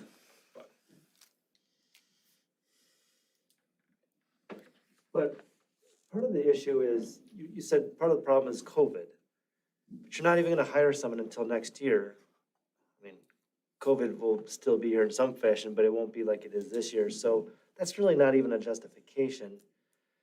And now you're talking, throwing COVID out, it's a short-term thing, and now we have an employee that's here full-time, right? And we've now added another position. And we could always have more positions, right? We could always have assistant principals and dean of students, and the more, the better, right? But at some point, it's always a balancing statement of where we're at. We are already pretty high on that list, or low on that list, right, even where we're at now. I just don't think that this is the time to do it. That's just my opinion.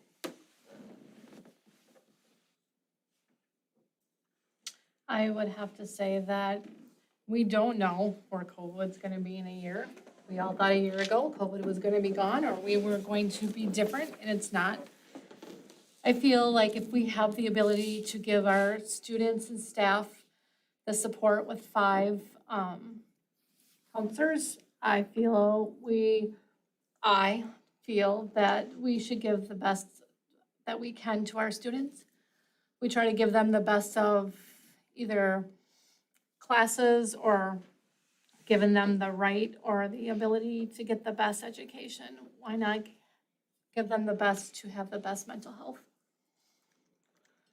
Because some kids only have the support that they have at school. If we can get all the kids through, and if it just helps that one kid that maybe would have fallen off the radar or wouldn't have been able to get the help they needed, then I feel that 5 would be my choice to go.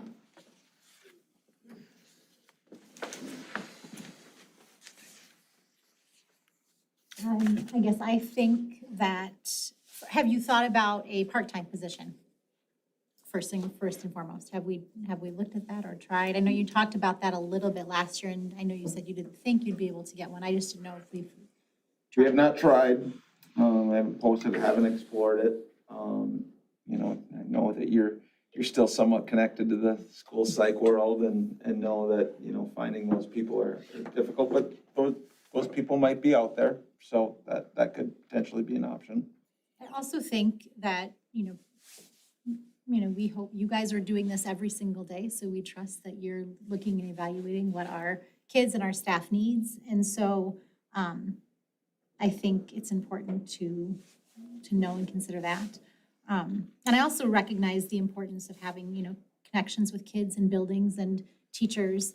I think a little bit of disconnect for me when I'm hearing you say you're gonna put a person in each building, which I think, again, I can see the value in that.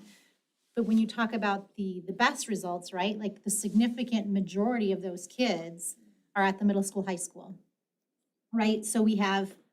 Well, that's just because we only survey kids in 4 through 12. That's true. That's fair. And it's so That's true. we use those estimates to kind of project down. So That's we true. don't assessing kids in grades 4K through 3 because we tried it with third graders and it was a colossal mess. Fair enough. No, that's a great point. Okay, that makes sense. Sure. So those numbers are probably way more even. Yeah, I mean, what we know is there's kids that have issues, and I don't Yeah. disagree with anything that Dan said. I think that's why we brought this to the board last year, right? I mean, we know it's a staffing outlier. We know that when you look at some of the other positions that we have, we're well-staffed in this area. I think the challenge for me is that over the last several years, we've built a system that's allowed us to have the luxury of having a school psych in each building, and we've seen what we're able to do and the supports that we've been able to provide. And with 4, we have to take a step back from some of that work. Now, that doesn't mean it's bad. It's still more than what most of those districts you saw up there are doing, right? But it's just hard to step back knowing when we had 5 or 4.8, there's still a lot of needy kids that weren't getting everything that they needed. And so that's not, Ron and I talked about this a lot. I don't want to come in here and play the mental health card and try to guilt the board into giving us a 5th school psych. That's not the issue. It's just that there's some tough situations out there, and we're doing our best to provide coverage in a community that unfortunately doesn't have all of the supports that it needs to support our families. I think a little bit too, if you don't have enough resources in the school psych positions, does some of that burden fall back to the teachers then? And so, I mean, I'm supportive of the idea, but I'm concerned about adding another full-time position. But I guess I'm indecisive right now. Well, we don't have to make a decision tonight, right, Rick? I mean, the idea is that this is informational at this point, and we can circle back on December 13th. And again, if someone wants additional information and I can provide it, I'd be happy to do so. But your point is right, and Todd knows this. A lot of times, those school psych positions serve as the kind of the catch-all when we have kids that are demonstrating some problematic behaviors and disrupting. It's either going to be the principal, the school psych, or the school counselor. The school counselor has school counselors, class, still teaches class, so. So, And like at aid, the school counselor, since there are less classes, do they have more time for things like this? yes. So Aaron doesn't have as many guidance classes as the others do. So yeah, he does have a little more flexibility. Yep. Could you provide a little more color about the supports that you're not able to offer now, that you're down to 4 from 4.8?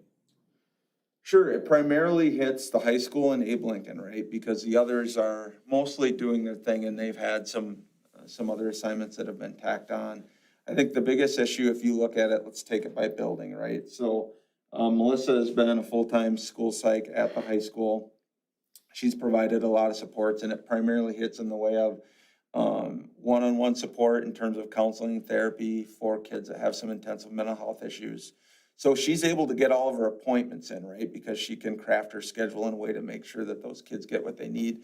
The issue is when kids are in a crisis and they need that person, 40% of the time she's not there, which then means somebody else has to take that on, or it goes unresolved and that child is sometimes either sitting in a quiet room to try and regulate his or herself, or a school counselor tries to pick it up. The school counselors will tell you they're super busy with everything that we're asking them to do. Maybe a principal tries to take that on. And so that's one of the bigger challenges. I think the other thing is in terms of special ed supports, getting in, doing some of the interventions. She's just not available to be in there consistently on a daily basis as she was previously when it comes to working through behavior plans with kids, working through some academic progress monitoring that she does with kids. She's not able to do that as often because she's just not there as often. That makes sense. At Abe Lincoln, what it looks like for Melissa is that she's there and she's providing supports for kids, but the kids don't really know her because she's only there 2 days out of the week. And so that makes it more difficult to develop those therapeutic relationships, to get kids to connect with her and provide any support and make any progress because they just don't know her as well. She's doing it. Like, I don't want you to think that I'm saying it's not working.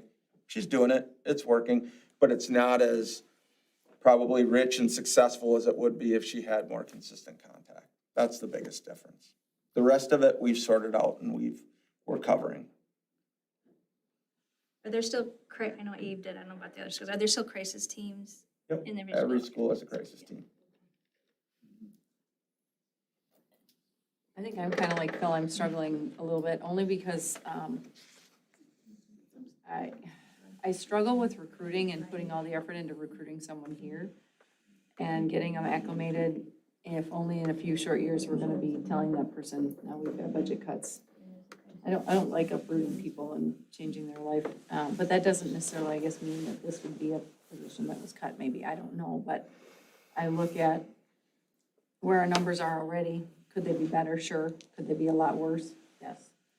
And then weighing that whole process of what that might look like in a few short years if we need to be making some really hard decisions as well. This is gonna look a whole lot harder then than it would now, I would think. I don't know. So yeah, I'm weighing all of that in my mind. I think it's a difficult ask, you know, to add a full-time role there. On the flip side, I don't know about the COVID thing doesn't play as much in my head because I don't know that the effects that we're gonna have on the last couple of years are gonna be measured in the next year.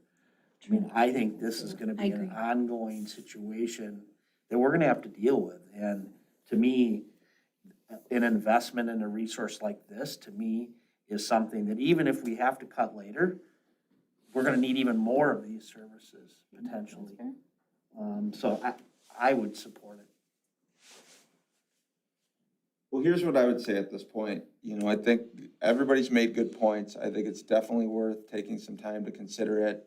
I want to make sure that I'm available to answer any questions. So whether it's an email or phone call, happy to provide any additional information that I can. And then I think it makes sense if Rick agrees to bring it back on the next board agenda, have further conversation. And I meant what I said earlier. If the board decides to support it, great. If the board decides that we're gonna move forward and make the reduction to 4, we'll make it work. And no hard feelings. So I think that, as Tim said, this is a tough decision and I absolutely see both sides of it. So we'll work through it. So if we don't, if we choose not to take action tonight, we'll bring it back in the next meeting to give us a little time to think about it. I guess as we think, as I'm thinking through my head, I think it's important if you as the pupil service and the admin team are saying to us, this is something that we need to do, this is an important, thing we need to add, I think that's an important consideration. I think you guys are running the schools every day, and if that's your recommendation, you're saying we need to do this, I fully support it. I also want to make sure that if we do that, are we right, there's only a limited pool of money. So is there something else that's not going to happen or get cut if we do that, and what would that be? And I don't, you may not know tonight, and that's okay, and I don't know, but I think that's an important. Well, we certainly have piece a to know. plan that we approved as a board in the spring regarding Abe Lincoln that plays out over the next 6 years. Provided enrollment allows for that to occur. It looks pretty promising that, well, whether it's promising or not, but it looks like next year that enrollment piece at Abe Lincoln can move to first grade without a doubt. Possibly even second grade. I'm just, that's something the board could consider where we are number-wise. So I don't know if those are so much reductions as part of a plan that we've already somewhat approved. Sure, that makes sense. I do think that we have a reading interventionist at the middle school that we have not staffed this year. So that's going to be a need moving forward. It's in the budget, isn't it? But that's already So right, it's not it's like not- we gotta yep. build that in, that was Yep. built into this year and we couldn't fill it. Yep, Right. yep. So certainly we're going to try to fill that in the future and, hopefully, get out right after the winter break and start recruiting some of these high, impact positions. I mean, there's, you know, the time to recruit reading specialists, school psychologists is January, February. It's not June or May. So, I mean, you know, hopefully we can get a sense from the market if there's anyone available, which is something that we would find out. I think that waiting until the next meeting's wise. I think that if you want to reach out to Joe with specific questions, I think he welcomes that. And certainly, you know, I think there'll be additional discussion at the next meeting where you guys can make some decisions. You know, you brought up the part-time position. Part-time positions are great if they work for the people who have them. Agreed. And there are some people who, like, that's what they're looking for. But that's a rare arrangement that usually occurs out of circumstance, like, you know. Agreed. It's a possibility, though. You brought it up. I mean, now, that doesn't change the Abe Lincoln, because and I'm just gonna use an example. Let's say you have a half-time psychologist at Abe Lincoln, and you're at 4.5. That person's still not there Right, that 50% doesn't of the change. time. Yep. So it doesn't change Yep. the challenges of them not being there. It certainly helps the high Great school. point. Great point. So, and I would say, it sounds to me like the absence at the high school is more acute as far as the students are concerned. Correct. Yeah. From the student perspective, the absence at the high school is more impactful right now than the absence at Abe Lincoln. From the Yes, student although perspective. when, it's a domino effect, right? So if there's a child who's in crisis, who needs someone, many times that requires a special ed teacher to step out of their team teaching assignment to provide support to that child. And then there's some kids that are in that classroom that aren't getting the support that's in their IEP. So that doesn't happen as often, but it does on occasion when, and we've had some pretty scary situations at the high school this year with kids that have made some pretty serious threats and to their own safety, and we try to stay on top of that and keep kids safe. I appreciate the conversation. It's, both sides are valid, and again, reach out to me if there's something I can do to answer any questions. Thanks, Joe. All right, I'm gonna move on if there isn't any other discussion. Okay. Item E is informational and potential action on adult school lunch pricing. I'm gonna turn this over to Ron. Yeah, we didn't change lunch prices this year, obviously, because for our students are all universal free lunches this year. With, now that we're into the year and, you know, UST is putting out their extended guidance for the seamless summer program. Basically, it acts much like our program has in the past as far as adult meals. You have to look at the cost of the meal reimbursement from the federal government plus the cost or the value of all the commodities you're going to receive from the U.S. Government, and your adult prices have to be equal or in excess of that. And so for us, the formula would say that our lunch, our minimum adult prices would have to move up to $2.56 for breakfast and $4.65 for lunch. And so that would be the recommendation. Obviously, we want to stay in compliance because we want to make sure that our all of our student lunches remain free for the rest of the year.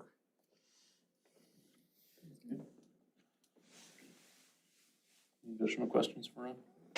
Actually, I think the recommendation from Eric down there would be to round that 256 up to 260. So that's a round number, a rounder number. Do we have many adult breakfasts? We don't have a ton of adult meals, to be honest. We have a few people who purchase adult meals, less. To be honest, one of our bigger expenditures for adult meals comes during the lunch period when we ask teachers to cover watching lunch, and then we buy them the meal for doing that. And so we end up paying the cost of the lunch meal, but we're getting teachers then to cover the lunch periods for us, so. Part of that often. Breakfast, not as much. And part of that often comes because they actually don't get A duty-free lunch, a duty-free lunch. They actually have like a lunch supervision, and then they have this, 15 or 20-minute period that they have to,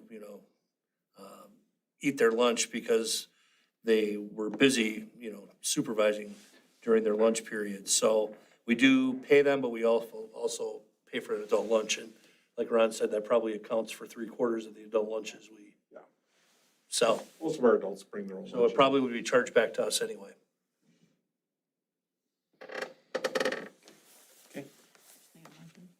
for a motion? So moved. With a motion by Nikki, was that Phil down there? Yeah. Phil for the second. And this is to increase the adult breakfast price to $2.60 and the adult lunch price to $4.65 to comply with USDA requirements as recommended by Eric Eckham. Any additional discussion? By voice vote, all those in favor signify by saying aye. Aye. All those opposed, nay. Motion carries. Next item is informational. So this will be the first look at the district's facilities survey scheduled for January of '22. Can you walk us through that, Rick? Sure. So Ron and I have met with School Perceptions a couple of times. School Perceptions has done the surveys, I think, for the last 3 referendums, correct, Ron? The last 3 referendums the districts had, School Perceptions out of Slinger, Wisconsin, has been the group that has done the surveys for us. And I would say that in 2 out of the 3 surveys, their projections were very close to what we saw for the results. We never really got to find out about the last survey because when COVID hit, we decided to put a pause in our facilities survey. But ultimately, we do know that we have to address the high school, and we wanted to reach out to our community and get some feedback. Anecdotally, a lot of people on our facilities committee had heard from other community members that people said instead of an extensive remodel, or have we considered a new school and a new site? So the district facilities committee wanted to move forward 2 concepts to the community to see which, if either of them or both of them or neither of them could garner community support. So this is the first draft, well, it's the 5th draft of the survey for Ron and I, but the first look you get as a board. And we were hoping today to go through it. And then if you guys had some things you'd like to have us wordsmith and whatnot, we do need approval of this at the December 13th board meeting, because in order to print it and have it out to residents after the winter break and to get people to have it in their mailboxes in January, it would require that the final version is approved on the 13th of December. So the first page, and again, I'm just going to run through this quickly, Ron. Anytime you want to interrupt me, I welcome it. The first page is just simply, a letter about why we're doing the survey and how to take the survey, that you can do it on paper, then you can do it online. And they have a coding system, for those of you who aren't familiar, to prevent you from ballot stuffing. So you get one at your household. It's got a code on it, but if you want to do additional surveys, you have to contact the district office to get additional surveys or survey codes. So that prevents ballot stuffing, and that works well for them. The second page, demographics that we always collect: age, primary residence, are you an employee of the district? Do you have children attending school in the district? Where do you reside? On the bottom of that page, we have a historic mill rate history for the district over the last 6 years. On the next page, we have a list of the facilities challenges at the high school and ABE, because remember, we haven't done any updates to ABE. One of the plans, the remodeling plan that has a 712, would lead to ABE closing. The other one would lead to ABE at least temporarily being open if we constructed a new 912 on a new site. And then obviously enrollment would be evaluated. But then at some point, the board would have to decide, are we going to put money into Abe Lincoln? So if we did, that's what would be needed. The next page is a review for some and new information for others of what extensive remodel to the existing high school would be, changing it from a 912 to a 612. And a map of that and an estimated cost. And then the next page, and this is probably the first time the general public would see an artistic rendering of what a new school at a new site. This is an artistic rendering, that's the wrong term. It's kind of a block diagram of how this could be laid out on 60 to 80 acres. as you see the drawing they have is approximately 70, so the drawing that they've listed there with all those amenities and green space and whatnot, that's what it would look like on 70 acres. You know, could you get it on 60? Sure. Could you get it on 40? Probably not. In fact, certainly not. The reason I'm saying that is the board has asked about land. You know, what's drawn there is a 70-acre plot that has additional green space.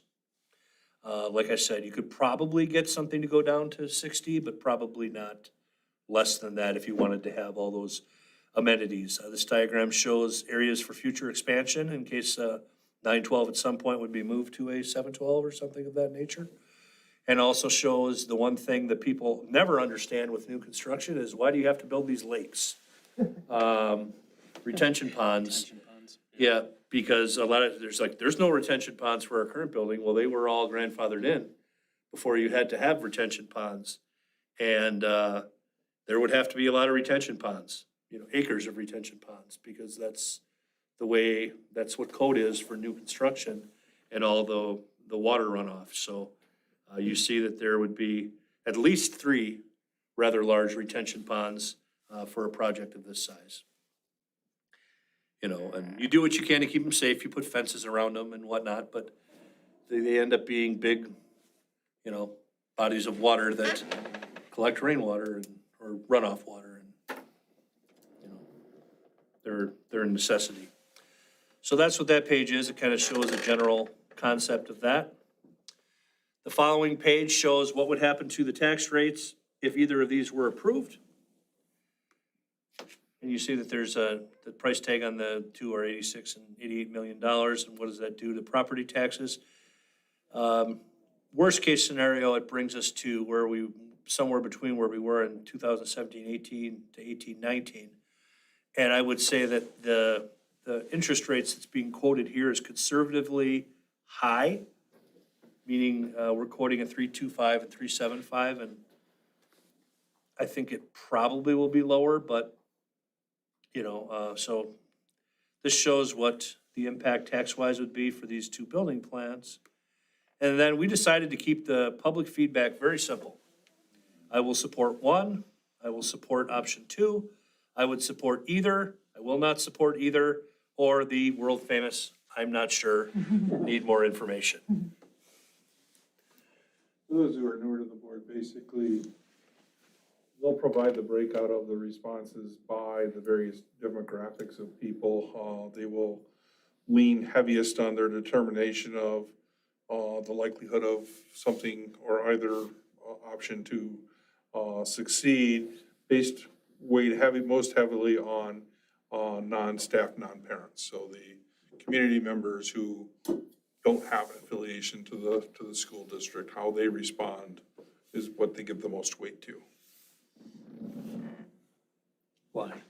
So we decided not Why? to. Because that's what they've determined has been the greatest determining factor for their surveys over the 25 years they've been doing them. As far as success, you mean, right? Right, so really it's that person who doesn't have a direct tie to the building, how do they feel about your project that really will determine most likely how your community vote will come out. And I think it's important that, and Phil, because you went on there, in this district and the other districts, school perception, they're usually within 2 points Yeah, of I the mean, actual vote. I So think- it's pretty good metric. Yeah, we did better than that in 2018. Right. We ended up about 5 points ahead of their estimate, Okay. which probably was their biggest gap that year. They'll usually say, yeah, they're gonna be So they're within pretty good 2 to 3, 2 to 4%. Yeah. Yeah, but we, like I said, we did very well in 2018 and did significantly higher than what our surveys said. Yeah, and I think there's always outlying factors, right? I think, I think if you miss, you're probably going to miss on the high end, right? If you can really do a good job of educating people. Now, a year when we didn't survey, but I mean, had you done the survey the spring of Act 10, and then had your referendum fall in the midst of it like we did, and we lost that referendum, I'm not sure that the survey would have been, it might have also looked like we were doing great, and then all of a sudden, when that happened, it didn't go that way, right? So, I mean, there's always that, what if something really bizarre happens in the world?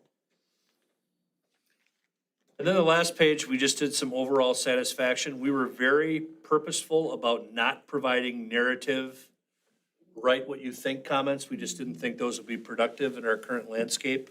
We want this to be about facilities, and we did want to provide a little fill for the white space because, as you guys know, that it either has to be 4 pages or 8 pages because of the way mailers fold.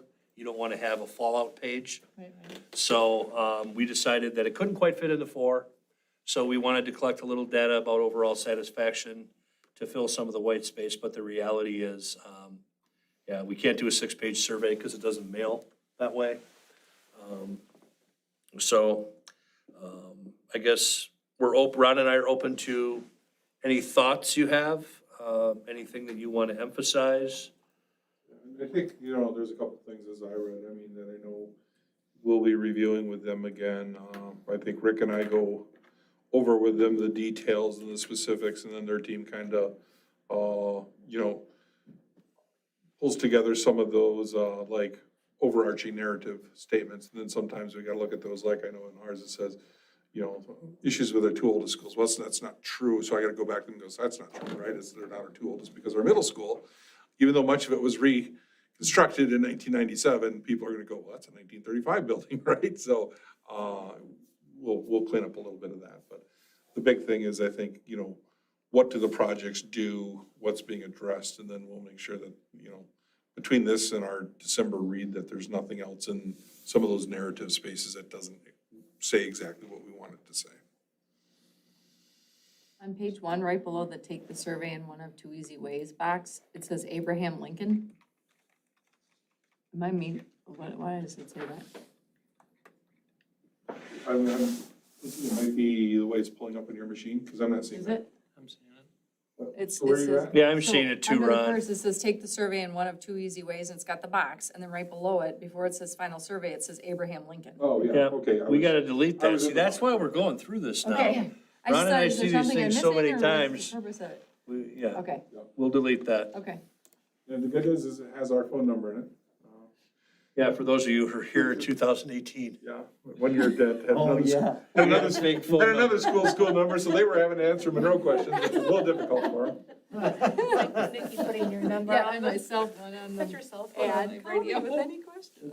The option 1, I think you have, a statement, something, my computer died, so bear with me here. It says something like it'll extend the life of the facility for 40 to 60 years, right? Then in option 2, would we wanna put what that lifespan is of a new facility? to We be probably should. consistent? Yes, I agree. We probably should, because it's probably It's 80 bold. years. Yep. I think I agree. Yeah, they'll tell you 80 years.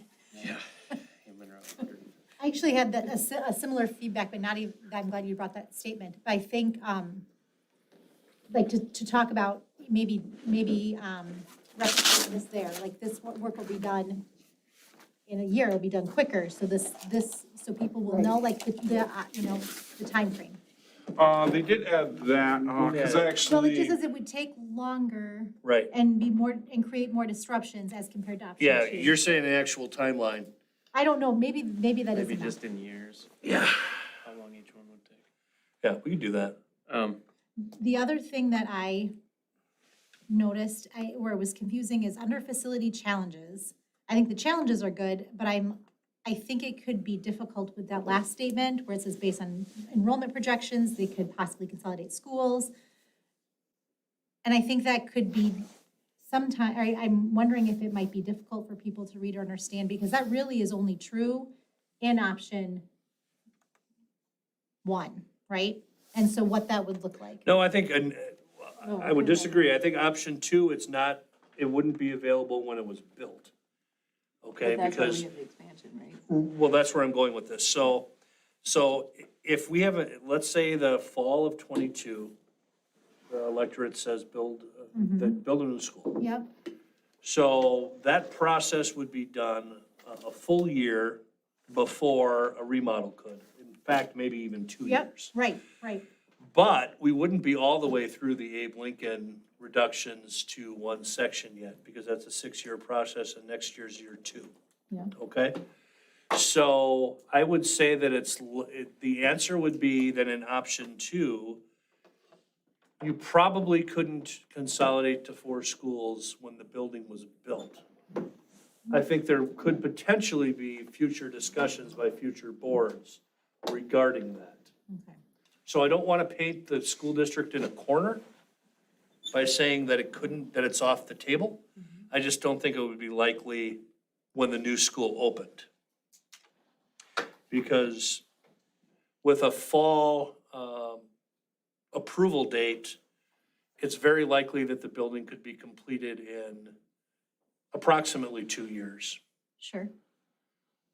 Yeah, and I'll go longer scale than Rick is talking. I think Cheryl, when she was talking, about some of the Abe Lincoln reduction, said, is there gonna be a point in 10 years when Abe Lincoln, by just enrollment numbers alone, then could fit into North Side and Park Side? And I think there is a possibility at that time. And there's also, I think, a distinct possibility that if you have a new facility, whether it's a newly remodeled facility, obviously Abe Lincoln has to go away, right? Because we need the space and it's we're consolidating to 4 schools if it's a 7-12. But if you have a new 9-12 built somewhere, we could see enrollment potentially increase from what we're projecting enrollments to decline. And so then certainly as it's built, at the time it's built, we need Abe Lincoln to run. Right. If we go forward and that enrollment sustains or grows, we're gonna need Abe Lincoln to run either as a 1-track or as if over the next 6-8 years after we would do that, if enrollment continued to decline, there may reach a point in time when between the middle school and the 2 elementaries that you could consolidate those 4 buildings into those 3, and still have the new high school running. But it wouldn't be 2, 3, 4 years after the new building's built. I don't think it would be looking out maybe toward the 10-year mark. I would just be careful and not make the survey confusing. Yep. Well, that's why we tried, so last time we were told it was too confusing when we asked questions about Abe Lincoln in combination with so we tried to just make it, do you like option 1? Do you like option 2? Do you like both? Do you like neither? Do you have more questions? And historically, the people who say they have more questions tend to run about 2/3 to the no and about 1/3 to the yes. Sure. From a projection standpoint. It doesn't mean you don't answer the questions. The whole process from the survey to a potential referendum is about answering questions. I mean, that's what that whole time period is about answering questions. So I just felt like that statement was, because I understand that, and I think when we get more information, it makes a lot of sense, but I think there's so many So you'd like variables. you'd like a statement like for option 1, made for option 2 about duration and Yes. how long is the building gonna Yep, last? yep, but I'm also talking about this statement under facilities. Based on student projections, the district could possibly consolidate schools. By operating 1 fewer school, we could reduce annual operating expenses and make it easier to share staff and resources if a school were closed to be elementary or Abe. I guess while that is true in the here and now, based on these 2 questions, that's true for option 1. It's not true for option 2 right now. Page She's on 3. page 3. At just that bottom It's in the statement, I wrong- think it's a little in the wrong confusing. place. Maybe in the wrong spot, maybe. So for option 1, it doesn't apply. Because does we- apply. For option 1, Abe is closed. on That's option right. 1. That's why that I would say statement. So it it doesn't- looks better in a 7-12 option. Right, so I think we could probably get to the same intention of that statement by, on option 2, one of those check marks, caveating the continued operation of Abraham Lincoln based on enrollment. And then I think that entire thought is covered there. Because it's talking about based on enrollment, Abraham Lincoln, if we had to close a school based on enrollment, it would be Abe. So you could conceivably delete that whole piece. And then, because Abe only remains an option 2, Right. take that line and caveat it in a way, you could say, continue to operate Abraham Lincoln as enrollment needs allow. Oh, there you or go, something there you like go. that. There you go. And Put it in option 2. It takes less space that way. Yeah. Yeah, yeah. And then Good idea. You could keep Parkside and Northside as elementary schools if we wanted to be as prescriptive as possible, but that's a net no change. I mean, it would be different between the two options. I like That that makes better, too. sense. I like that. agree, that I like statement that, above Rich. it doesn't fit where it is.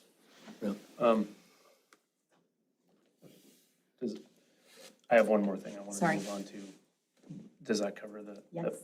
two that you had there? Okay, so under facility challenges, I just want to make sure I understand this correctly. So for Abraham Lincoln, everything listed there is part of that 3 to 5 year list that they provided, correct? Yes. So all of those items would be addressed during option 2, correct? Yes. So, we say we're renovating Abraham Lincoln Elementary and the middle school cafeteria. Do we need to maybe not change this line item? Do we call out the facility challenges, or? I want to make sure that it's clear that renovate in option 2 means we're taking care of everything in that building for the next 3 to 5 years. I'm just not sure how to make that clear. Can we mind. say renovate Abraham Lincoln by addressing Facility the 3 to 5 facilities years. concerns? 3 to 5 The years. facility Facility concerns listed above. listed above? Yeah, I mean, I think we have to be truthful in that people need to understand, if we're gonna keep Abe Lincoln open, there's some things that have to be Right. done. They may not be Right. done to the extent Northside and Parkside were done, Right. but they have to be done so that the building can, and I'll give an example, like the delamination of the gym floor and the tiles pulling up, like at some point, like, it's hazardous, right? We need to redo the floor if we're gonna continue to have kids, exercising there. Now, whether we choose a nice new wood floor or whether we choose just additional tile to basically replace what we, like a new tile floor, that's a decision that you make based on how long you think the building's gonna be open.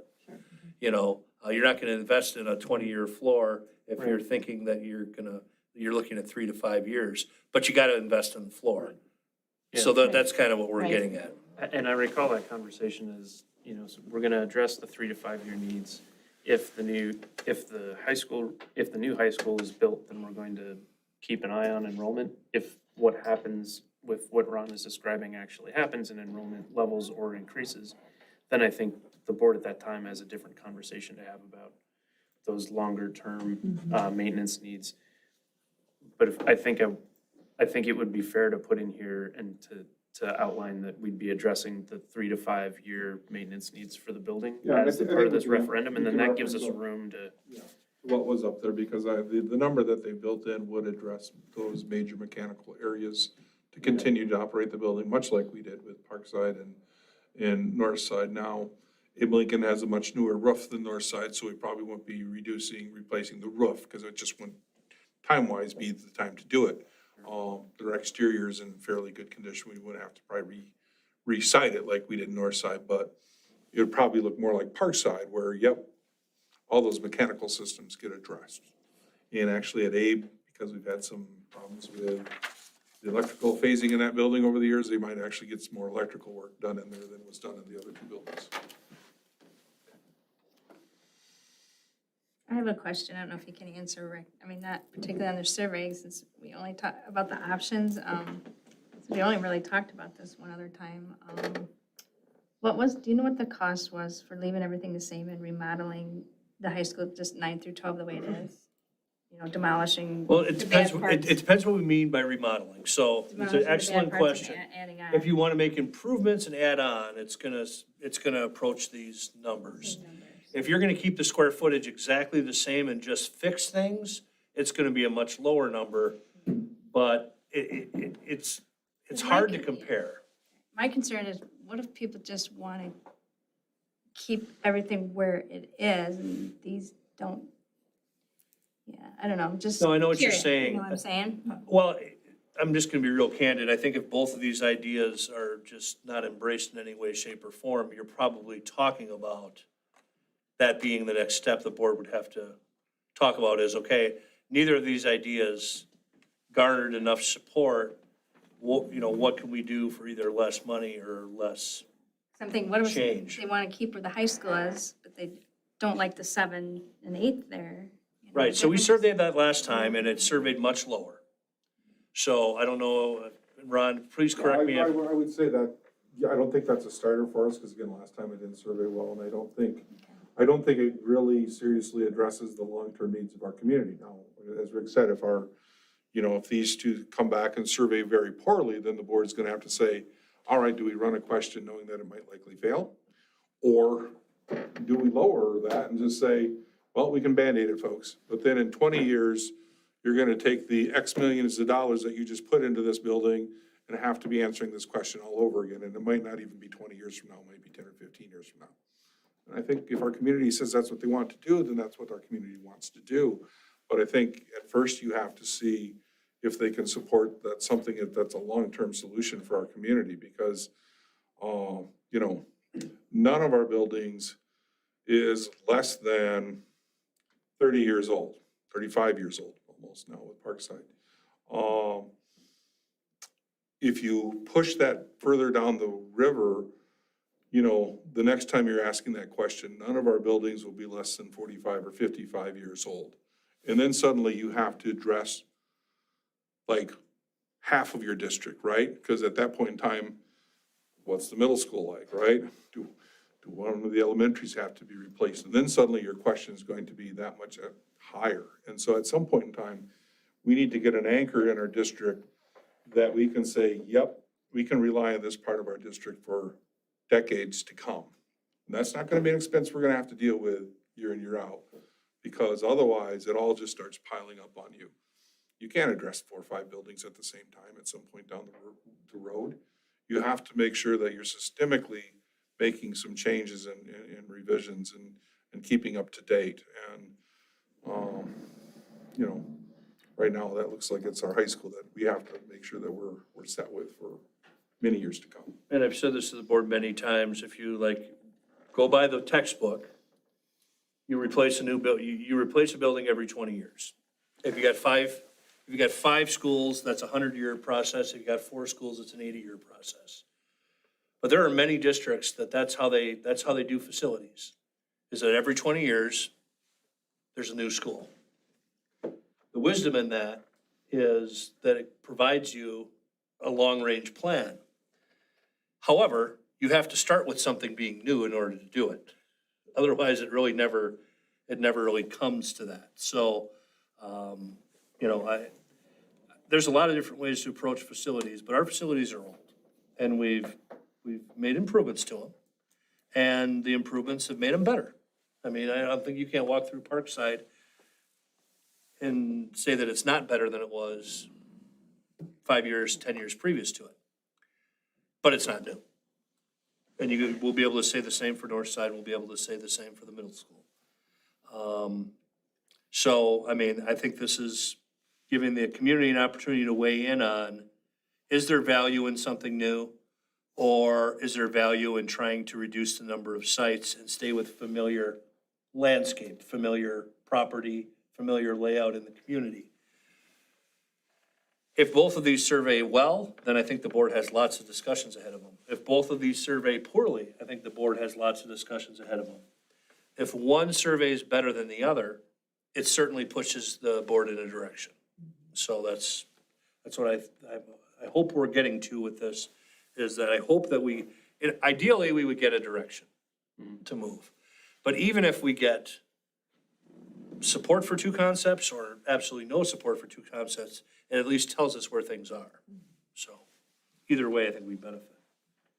Rick and Ron, I wonder if on page 1, would it be helpful to put the age of these 2 schools in there so people understand that they're 40 or 60 years old now?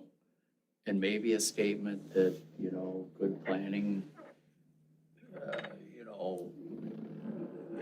capital ought to be set aside every 20 years.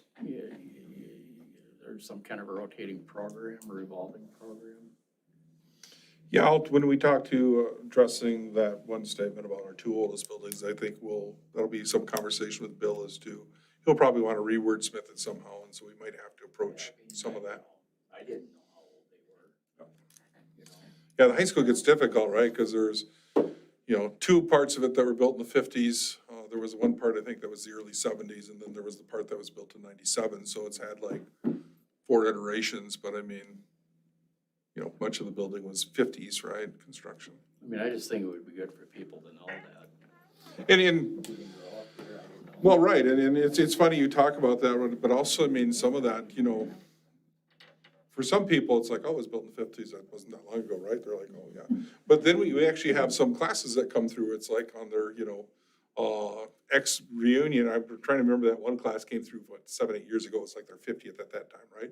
And they're like, oh, these classrooms look just like when I was here. And then one of the other people from the class said, isn't that a shame? And then as a class, they all collectively talked about that and said, yeah, this, you know, education today shouldn't look like it was when we came through this building. And so, but I think in some people's mind's eye, until it's really called out, they don't think about it. They're like, oh, yeah, I can remember when that school was still fairly new, or, oh, I can remember when the renovation was done when I was in school, right? Well, we will bring a new version. Maybe what we can try to do, Ron, is just because we have a longer gap between this meeting and the December 13th meeting, maybe we'll try to get the draft to the board a week early. Yep. So that you guys could take a look at it and make some additional comments so that we don't have to make final edits at the board meeting on the 13th. So we'll try to get it to everybody, you know, what would that be, Friday the 4th? Yeah. Well, Or 3rd, December 3rd, I think. So that way, if you have any thoughts or comments, you can share them with us so that what we're looking at on the 13th looks as close to a finished version. I'm assuming that their school perceptions, that whole question, I'm not sure, I need more information. I don't know where that scored last time as far as, is that they say that needs to be in there? I think Rick, yeah, and I think Rick kind of alluded to, they may do a 3/4 or 2/3, assume negative, right? They assume that that's a Wisconsin Midwest nice way of saying, probably not, but, you know, maybe. So they assume it's gonna be enough. Yeah, they would say if you don't leave that, Tim, that there will be people who feel that they can't It pick, just won't provide you any. then they just won't respond. But yeah, if you have too many people in that category, that's not a good thing. It either means that there's not enough comfort level with taking the vote, or that. Where did that score last time, do you remember? I think we'll pull we'll pull the breakdown of the last referendum and let you guys take a look at it. We'll get that to you probably next week. Good question. I think in one of the choices, it was like 15%. I mean, it was a pretty good group of people in one of the choices last time. Okay. Any additional comments? Which obviously you're taking the survey in January and the votes in November, so there is a lot of education that happens in that, you know. And I'm sure they have the data to back up, right, like what that chunk does. Okay, any additional conversation on the survey for administration? Okay, thank you. All right, moving on to informational items, boardsmanship. Anything from administration? Just want to remind the board members whose terms are up this year that you have a packet in front of you and a decision to make in the next month or two. That brings us to Board of Education correspondence. We did get one correspondence that all of the board members received. It was a request from Ariana Vigley to read the letter during public comment. We don't read letters specifically during public comment, but I did, and that's on me. I neglected to mention it during the public comment. I was going to summarize her letter. So in the summary, she acknowledges the hard work to get to this point, highlights the current high numbers that the county is experiencing and the high workload on the Monroe Clinic, causing them to suspend non-urgent medical procedures. She acknowledges tense times with sometimes outspoken groups and wanted to ask us to, and reassure us that staying with the quarantine and quarantine plan and COVID protocols is something that she would like the board to consider. So You all have that email in your inbox. Thank her for her support and email to the board. Committee reports, go down the line here. Dylan, do you have anything? Nope. Dan? No. Very. So the library committee met last week and they're concerned with the high numbers and what their low number of employees can handle. So they are currently doing curbside services only because we're at very high. If we get to critically high numbers, they will be closing off no public services for anybody. Because they have a very limited number of people that they have to staff. And if they do curbside, or if they want to get back down to, I believe it was medium, then you can make an appointment to go into the library to have a certain amount of time within there. But they're just running very shy of ability to help. Context, we are 13 points away from, we're a small number of points away from critically high. That'll be updated again on Was this it nine, yeah, Wednesday, I believe. 970? 970 something. Okay. Nikki? Nothing. Teresa? Nothing. Tim? Finance met this evening, went through October financials. That's all I have. Bill? Nothing. Carol? Policy met tonight, and we discussed, had the second readings on the ones we brought to the board. And then we also had our first reading on the non-discrimination and anti-harassment policies. Agenda items for future discussion. Any board members wish to bring forward an agenda item for a future discussion? I think, Rich, I think that from what we heard tonight, I think we need to have on the agenda for the girls hockey thing. I think that was, the money aside was an issue, but I'm concerned about practice at 5 a.m. I would have a problem with 5 a.m. practice in Monroe, yet alone sending my kid at 4 o'clock in the morning, which I think is totally unacceptable.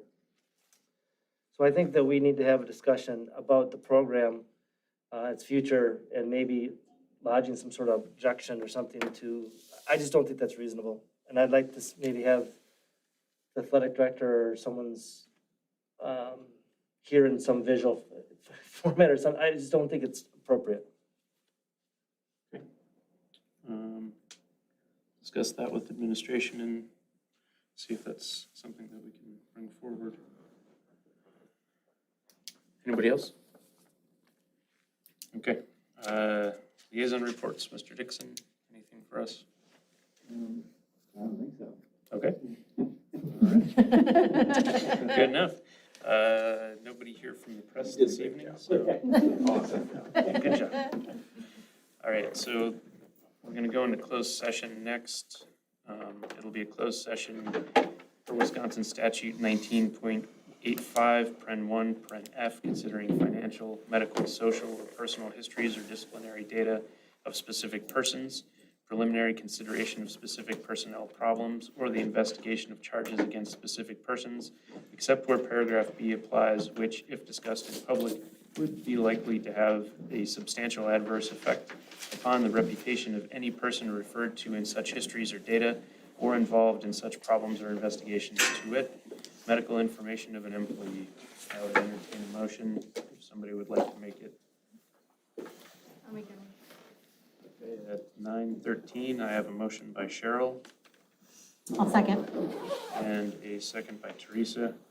We'll do a roll call vote. Nikki, would you call the roll, please? Yep, Dan Bardock? Yes. Rich Debris? Yes. Terry Ellison? Yes. Teresa Keen? Yes. Nikki Natalie, yes. Cheryl McGuire? Dylan McGuire? Yes. Bill Vesper? Kim Moore? Karen Cole?